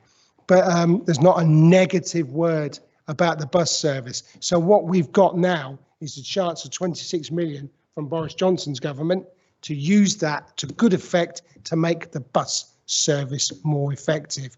The consultation's going out. We hope it doesn't get rubbish politically. I don't expect the Lib Dems to play games. I don't expect the Conservatives, because they whatever, they've got a view. You know, drivers win. I've saw Mark Harbour's view. He prefers cars. That's fair enough. We understand that. You know, most people disagree with it. We don't know what's coming from the Green Party. Are they going to play games? Are they going to try and rubbish it? Because it will affect East Reading the most, and therefore a bus service will become far more effective. And we really, really hope there's not little games that are being played over there. I'm not confident, because I think that will help the clean air, and it will help transport, and it will have a modal shift for people to be able to use buses in East Reading to get into Reading Town Centre quicker. And that is with people outside of Reading, Wokingham, Woodley and whatever, because there's a good bus service out there. They like it. I will finish, Chair, but I want to make these points. They will, you know, we've got the park and ride back. Wokingham are really on board. They really are on board. They want to make a difference. They want people, and they understand coming into Reading. Really good meetings with Wokingham, and they understand that. Chris knows that at a high level, working with officers. So that is really important, and the air will be cleaner. We don't need to go with other forms. You can do it on your manifesto, but we got a superb bus service that we can use to get to net zero. We can do that if we utilise our bus, and we got help from the Conservative government. Credit where credit's due. We got help. They understood it. And we take the money and we'll use it to the best of. We had a question tonight. Good question. And we will use that to the best. And I want you, appeal to you to take a serious look at what the bus service improvement consultation is saying, the plans that have been scientifically worked out by officers to try and to ensure that East Reading is able to breathe again whilst jumping on a bus or a cycle or walking. So I am really excited about these. It's a big challenge. Political parties will play games, fair enough. We can play games, but we're not.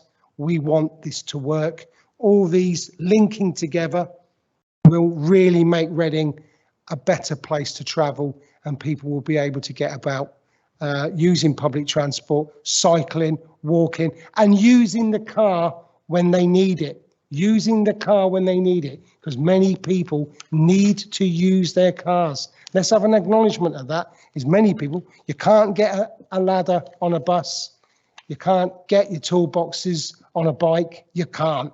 But the type of vehicle that they're using, and that's key. It's not an anti-car situation. It's making sure people, as the lead said, is making people who need to drive are able to drive without congestion, and those that don't need to drive have other alternatives. That's what the plan is. Thank you, Chris, for that. Moving forward, look forward to the consultation. Make an appeal, primarily to yourselves across the way, the Green Party, not to play games, political games, because they won't. It's down to yourselves to join us, because if you don't, we'll just say the Labour Party is the best party to get green policies. We're happy to work to make sure East Reading's a better place, but if we don't, we're the ones that are making the changes and not others. Thank you. That's an excellent sentiment, Councillor Ennis, and one I'm sure that the residents of Redlands would echo. They echoed that in May, didn't they? Anyway, moving on, Councillor Moore. Thank you. Always hard to follow Councillor Ennis and his long contributions.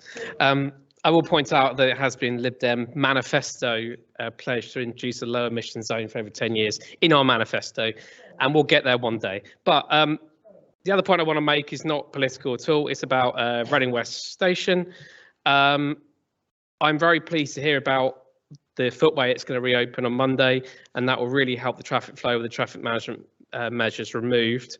I am really disappointed with GWR, not the council, with the fact in the last report we got to SEPT, it said it was going to be open by the end of the summer. We're now about to enter winter. It's very disappointing.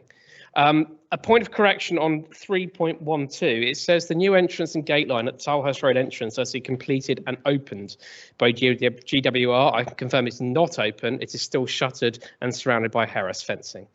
It's not usable. I suspect they're tying it in with the other one because you need to have gate lines at both ends for it to be a complete system, but that it is not open. I think it is finished, but it's not open yet. Thanks. Thank you. Councillor Boulston. Thanks, Chairman. I very much welcome Councillor Ernest's positive comments about the Conservative government's funding for buses. I would love my ward to have such an excellent bus route as the number 17 service. I used to be able to use the bus service when I first moved into my house over 30 years ago. We had a service every 15 minutes. Now you get a 2-hour gap and no service whatsoever on Sundays, which is such a shame. But anyway, I'd like to make a few points and ask a couple of questions as well. The launch of the Reading All Bus ticket discount scheme and the fact it has saved residents over £500,000 in fares so far is very welcome. The government's England-wide £2 single fare scheme is acknowledged in the report. On the back of its success, the government has extended the fare cap, which is now £2.50, at which cost it will remain until November 2024, which is good news. The government is also providing £300 million of pounds of new investment to protect bus services into 2025 and keep travel affordable. Turning to the public consultation on the proposed bus lane changes, my personal fear, and this isn't having discussed it with Tory colleagues, is when I've seen problems on the London Road, whether it's one time there was a broken down vehicle and the traffic all backed up onto the slip road leading to the motorway. It was just diabolical. So, but I recognise I'm no highways expert. I just, as a layperson, fear that particular proposal, but I'm hoping that as many residents as possible go along to the drop-in session, the one in Caversham tomorrow and elsewhere. I just wondered whether anything more was being done other than the specific consultation across the borough, more personal consultation to those people living in the direct area of the proposed bus lanes, whether officer could get back to me on that one, please. Then turning to the active travel scheme, oh blast, it can't move down my page. On the Baths Road, just a quick question, will the segregated cycle lanes be down Castle Hill as well as along the Bath Road? And then finally, is there any update on getting secure cycle parking facilities? I know that it was mentioned in the table that funding is needed. We were going to get the facility, but that fell through. To help people north of the river who certainly, as I described at the beginning, in Caversham Heights don't have that greater bus service. To use sustainable travel, we need to have secure cycle storage. I've just lost count of the number of residents who've had bikes nicked, which is a huge deterrent for being environmentally conscious. Any update on that? Thank you. Thank you. And before we come back to officers, Sarah Macon, Councillor Macon, sorry.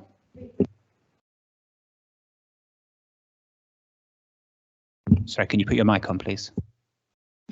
As you know, I'm a bit new to this. I I agree with everybody that the 17 bus route is one of the best that I've ever known in all the places I've lived. I think the main issue for me as a councillor and the feedback I get from residents is all the rat runs through that area that then have a knock-on effect to the 17 when it's not in the bus lane, for example, down the Woking Road,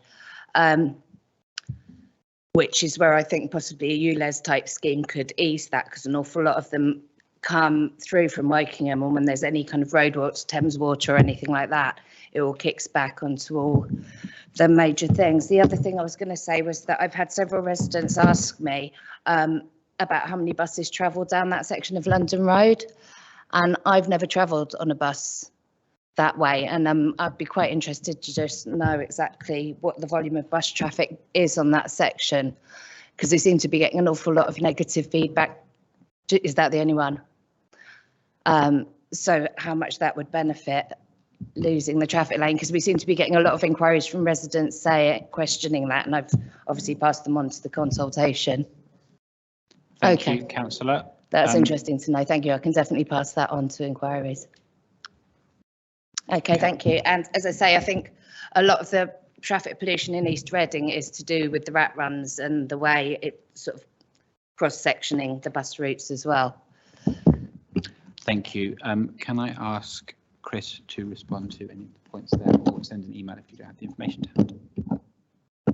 Yeah, no, that's great. Thanks so much for the comments. Right, yeah, I'll try and be brief again. So, I mean, just general point in terms of bus services in Caversham particularly. So there was an event that Cadra organised last week, which I was at and Robert Williams was at. And I think Robert took away a few kind of comments that were made at that meeting. So I think that was quite helpful. In terms of bus lanes and consultations. So yeah, like I say, we do have all of the plans of the 6 proposed bus lanes. We're taking to each of the drop-in events we're doing this week and next week for the local transport plan.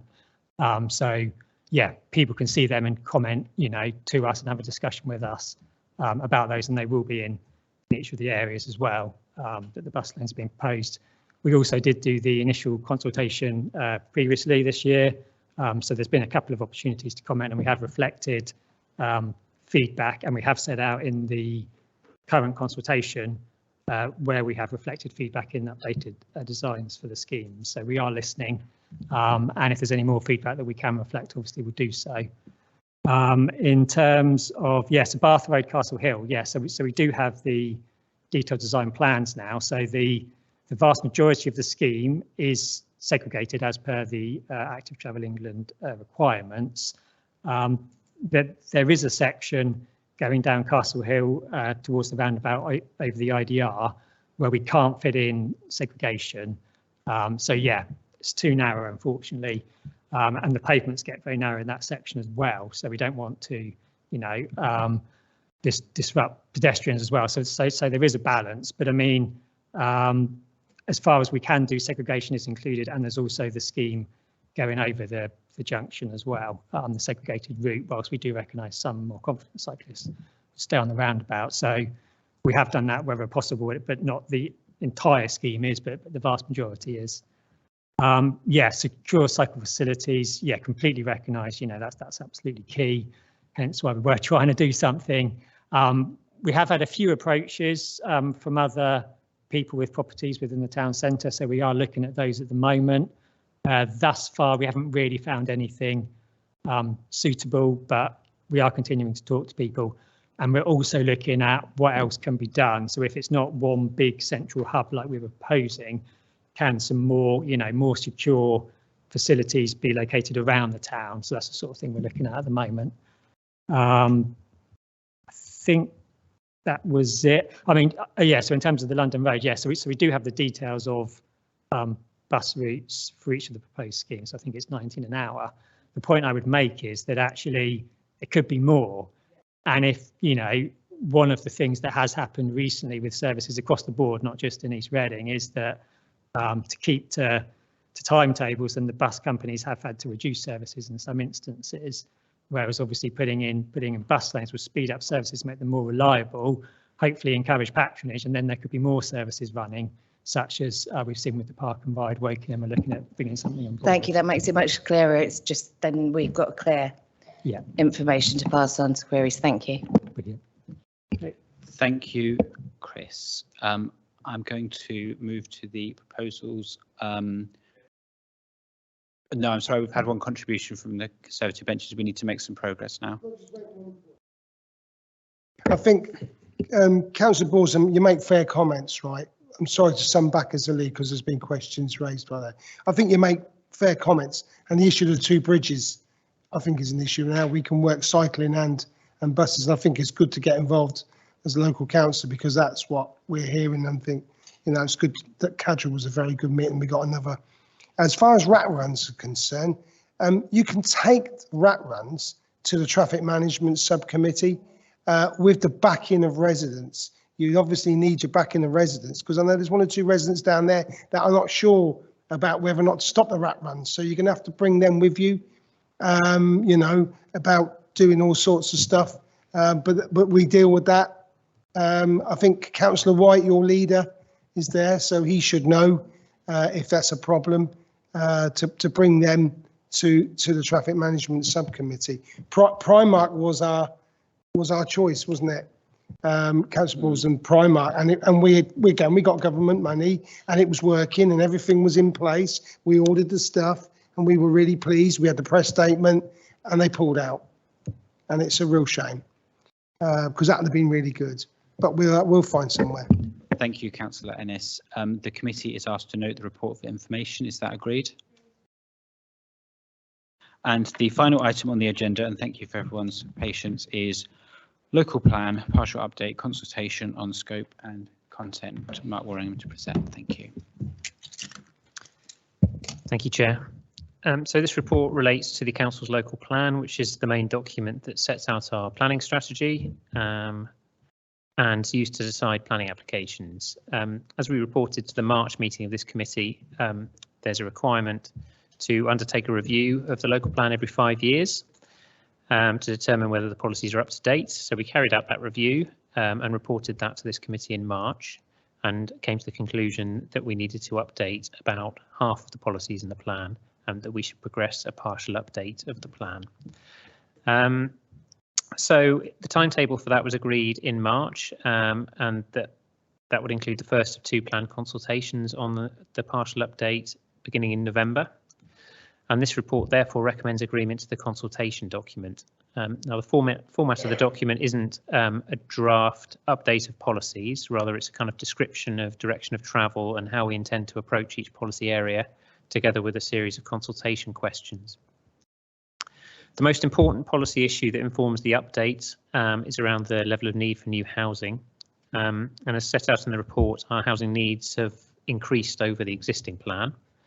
The extent of that increase depends whether needs are calculated using the national standard methodology that local authorities are generally expected to use, or whether we use a more locally based assessment. The various figures are discussed in the report, so I'm not going to go into them in depth, but the proposed approach is to plan for our estimated capacity rather than level of need for growth of around 800 homes per year, which is about just over 100 per year more than the current plan plans for. The type of housing we plan for is also of great importance, and the consultation proposes updates to policies to make sure that we do better in securing vital affordable housing of the right type, and also larger homes to suit families. It's also worthy of mention that there are additional sites that have been suggested to us as allocations for development. This follows on from a call for sites that we undertook earlier this year, and at this stage we're asking for views on all of the sites that have been suggested, and those views will then inform a decision on whether or not the sites are included within the plan in a later version. The recommendations therefore this document will be published for consultation. Consultation is due to commence before the end of November and will run to January. The usual 6-week period will be extended by 2 weeks to account for it running over the Christmas period.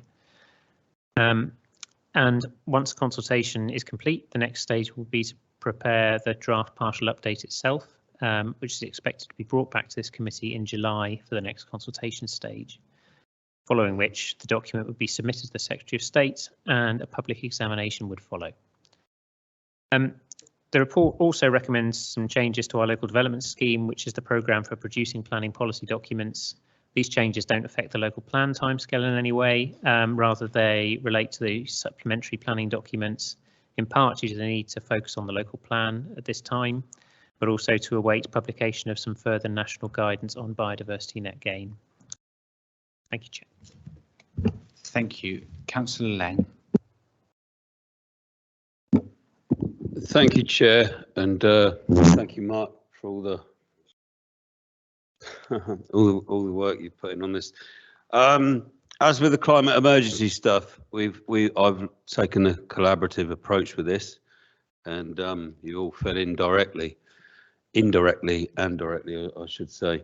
I did prepare 3 pages tonight, which was basically running through the introduction, but being as we've had quite a long evening, and it covered basically everything Mark said about the biodiversity SBD, extending that a little bit so we can get all our ducks in a row because the national policy is not quite set up. Obviously, we're all going to have our focuses. Oh, there is a bit I will cut back to. Yeah, it's going to be understandable that colleagues will have different focuses. I won't say their pet project policies, but you know what I mean. The call for sites in particular. I'd just like to say this bit. The proposal is that the nominated sites be included within the consultation document as potential inclusions. This is so that any decision on whether they are included will be informed by the consultation. I know there's some interest in the Kentwood Hill sites, Armour Hill sites, as I've been approached by a couple of councillors. I would also like to thank colleagues. Basically, this is not a little love fest. This is genuine. You know, we've had comments from all sorts of councillors. Anyway, PAC members, Councillor Moore, which was around the affordable homes, deferred contributions. Particularly pleased with the wording in 8.47. I've got some. I like the stuff around the build to rent stuff. Councillor Cross, Councillor McElroy around H8 and the HMO, indirectly due to some of the stuff in the Article 4, down to sandwiching. It's also in H7, protecting existing stock. Councillor Lanzoni, indirectly, I've sort of like given a mention because he comes up with a Chilterns area of outstanding natural beauty, EN13, major landscape features and areas of outstanding natural beauty, which you sent me an email just the other day. Councillor Edens has been picking up with me H5 standards on new houses, zero carbon ready and carbon capture, because she's going on to BBC Politics on Sunday and wanted to do a little bit of talking on it. So yeah, and of course, Councillor, how could I forget Councillor Hornsby Smith and his constant lobbying around H2 density mix. And we got there in the end. CR6 has had some tweaks. As I said, build to rent H4, the rollover tenancies, which I hope we will get a bit more meat on the bone at a later date of what we can and cannot do, both legally. My particular favourite, no, I haven't got a favourite. That's not true. But it's basically when a registered provider cannot be found for affordable housing, that the first option would be to the local authority. So I think that's a very, very good one. I also like the fact that we've reinforced our wording around local listings, and also put a pretty strong statement in there for our support of, even though the RBC site is listed, there's some strong wording in there around how we think that the hospital should stay within the borough. And if it doesn't stay on that particular site, that particular site would be kept for, you know, health provision or such like that. I've probably missed loads. I mean, there's I think there's 85. Am I right? 85 questions listed in Appendix 3. Some are tweaks, some are major, some are just sites getting taken off of the allocations because they're no longer needed. And all in all, I think we've done well to get this far, so we should, this is Reading's local plan. Oh, no, elephant in the room. The census and how this housing need, where we are, but 800, I think they said we needed 877. I think Mark said we needed 100. I thought we were 77 short. So we will have to work with surrounding boroughs. Also, I think we should have mentioned the 35% urban uplift, but that's probably a discussion for another day. I'm waffling a bit, aren't I? And it's very, very late. Okay. Well, on that note, thank you very much, Councillor Laing. Thank you. Thank you. Councillor Moore. Thank you. I'll only talk about this shortly, but I'm really pleased with a lot of the stuff in here. I'm especially pleased to see a lot stronger stuff to tackle the climate emergency. I think that's really good. That's going to help it. Basically, a lot of this is going to help us in PAC, is what I'm really pleased about. And we have the same conversations over and over again about the things we want to improve, but we can't because we're tied by our own policies. And this is the opportunity that a lot of us have been waiting for. Some of us longer than me, who've been on this council longer than I have, to update the things. That means we can scrutinise planning applications to a standard that is more representative of the world we live in today rather than the world we lived in when the local plan was written in the first place. So really pleased, and thanks for mentioning me in dispatches, Councillor Laing. Thank you. Councillor Hornsby-Smith. Thank you, Chair. I think this is the thing about this document, although it's right at the end of the agenda, it's an absolutely key planning document to shape the future of Reading, and the opportunity to update it to reflect the changes in legislation that have happened and the change needs to reflect development that has already happened in the last few years. When this was first mooted as you know, we're going to do this review, I was really nervous because I thought I've got a load of concerns, and I'm sure everyone in this room has got a load of concerns about things that we would want to have happen. For me, it was about electric vehicle infrastructure in new developments. It was about building in efficiency in new housing. It was about the housing mix and the need to support the larger houses for families of 3 bedrooms and more.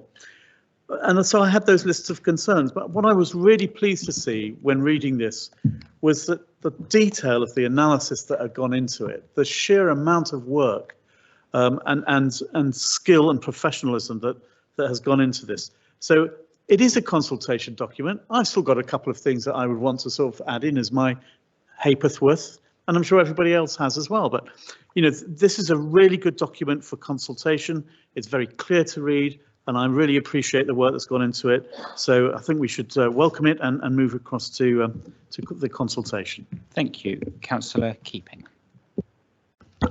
Thank you, Chair, and thanks to officers and everybody else who's contributed to this wonderful piece of work. I welcome the inclusion of question 15 in the consultation document. These 2 parcels of land are home to a wide diversity of wildlife. They include some protected species such as badgers, 6 different species of bat. Hedgehogs and slow worms have been observed there, red kites nest there, and tawny owls are amongst the avian species heard calling from this site, which also contains mature ash trees that are not exhibiting dieback. Kentwood's Labour councillors organised a public meeting last year, which was standing room only, indicating clearly the residents in the ward take the preservation of these plots in their current state very seriously, and I feel confident that question 15 will get a significant response from them.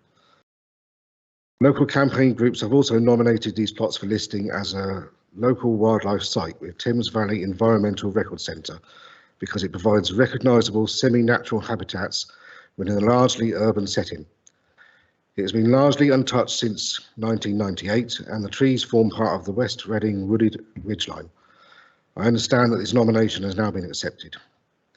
I would suggest that the criteria in paragraph 6.11 are clearly met, but note the position taken by the inspector at 6.12. Thank you. Thank you, Councillor Keeping. Did Councillor Singh as the final contributor? Thank you. Thank you, Chair. Yeah, I agree with Councillor Keeping. This is something cross-party. We've been working on this side, and the Conservative Council set up a petition signed by over 1,000 people when we initiated this, and we joined Labour councillors when the consultation happened at the Tilehurst village. So first-hand seen this, there's plenty of wildlife there, and there's greenery, and this is definitely qualifies personally. It's my personal view as a local green space. There'll be a lot of interest on that, but I do believe the process time it takes for this to be adopted, it will be over a year or the timeline. A larger point is on the consultation itself. I hope we could do it. We'll be hitting the Christmas time period, and it would be a 8-week consultation, I believe. And the larger point is there'll be not a lot of people will be filling up 85 questions overall for this, and it's not an yes and no questions. This will be a detailed questions, and it's a very heavy document for someone to go through and submit that. So there should be some way to make it more user friendly for a layman to look at these things and respond to this. Otherwise, this will be a very difficult consultation to go through. I do understand you have to not answer all of them, but still, I would suggest that. I would also suggest the larger point is to bring these meetings a month forward, I believe. That way we avoid the holiday period during the Christmas time, the summer breaks, and that will allow people to complete this not during the holiday period. So those are the larger points.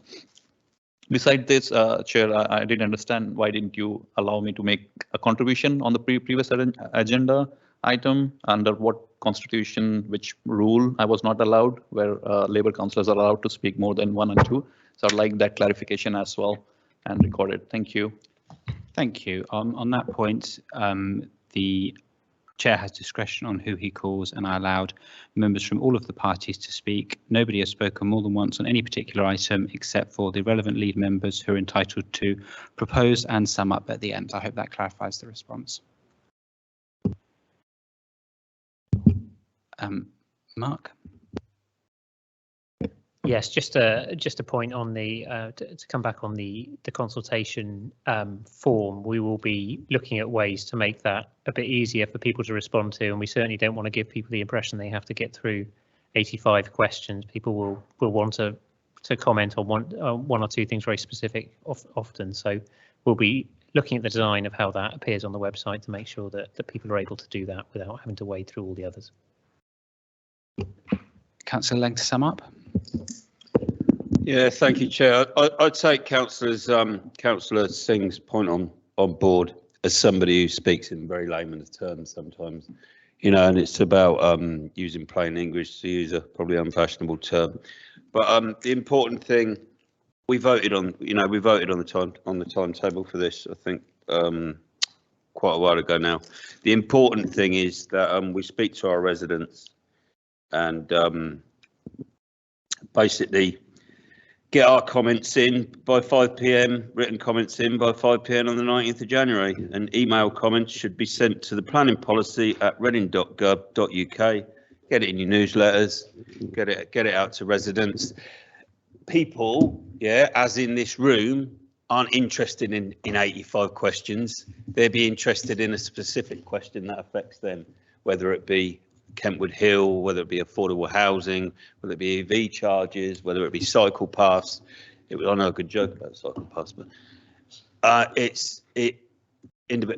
but as a whole, be a good local plan, won't it, ladies and gentlemen? Excellent. Thank you very much. The committee is asked to make a decision to agree the recommendations as on the agenda. Is that agreed? Agreed. This meeting is closed. Thanks very much for your patience, and thanks to officers.